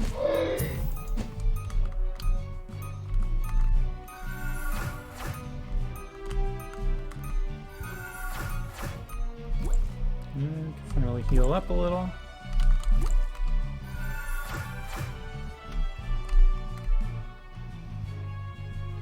Oh yeah, we gotta go... Alright, when we go through the boss store, we'll go get the 1-up also.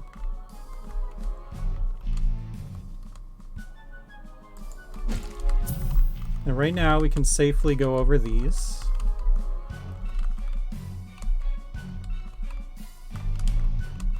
That's a troll.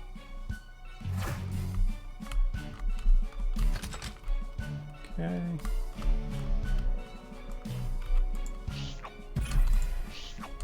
Heart.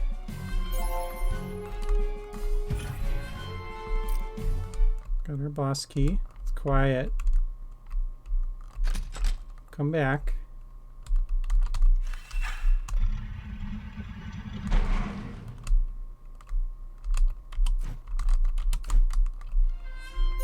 There we go.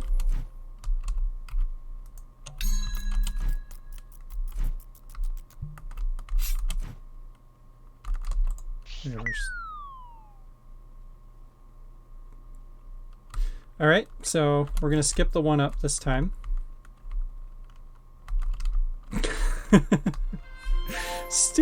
No. No. Alright, we gotta walk all the way back because of that.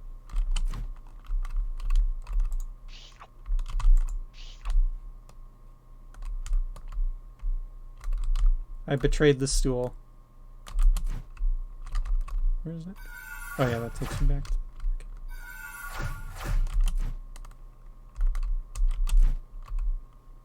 Oh yeah, we have the lantern too, so can light these torches.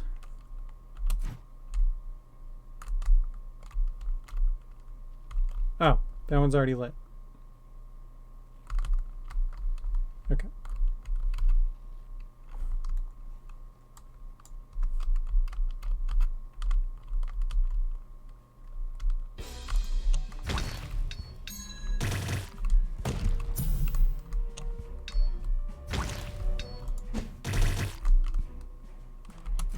And boss time.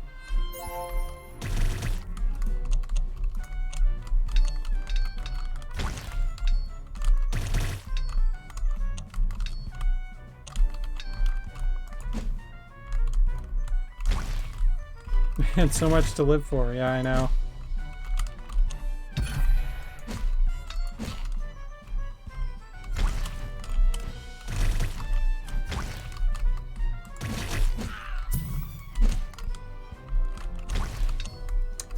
A little bit of lag.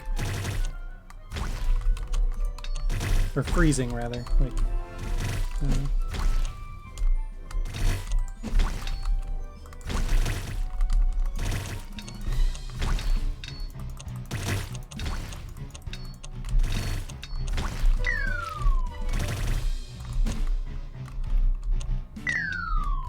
yeah, I've been kind of noticing it. There's like some certain things that every now and then will cause you to lag. No! Wait, we should be able to grapple over here. GG! Alright, well that is a dungeon. Maybe not the best dungeon. But that'll be a nice test dungeon to have to play around with when we make changes and stuff. World record, yeah. Congrats, thank you. You'd play it? Alright, that's all that matters. As long as Frank on a bun would play the dungeon. You want me to upload it? I don't know. I don't know. And you know what? We'll refine it next week and then we'll upload it. Let's wait. Yeah. You know what? I'll upload it though to the main game so we have it. But we'll wait on the demo.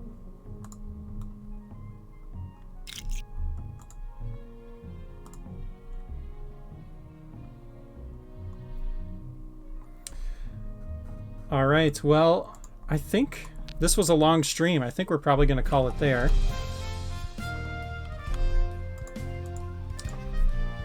One more day left of the Kickstarter.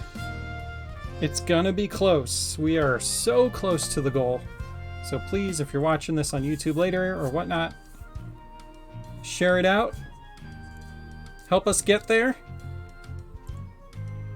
It's a good stream. Frank on a Bun got 2 copies. Awesome. Thanks, Frank. You rock. Thanks for supporting us. And thanks for hanging out on the stream, too. Appreciate it. We will be back next week.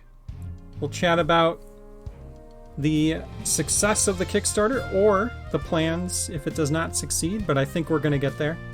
So next week we'll talk about early access and the plans and everything. Hope you guys reach the goal. Thanks, Frank. Appreciate that.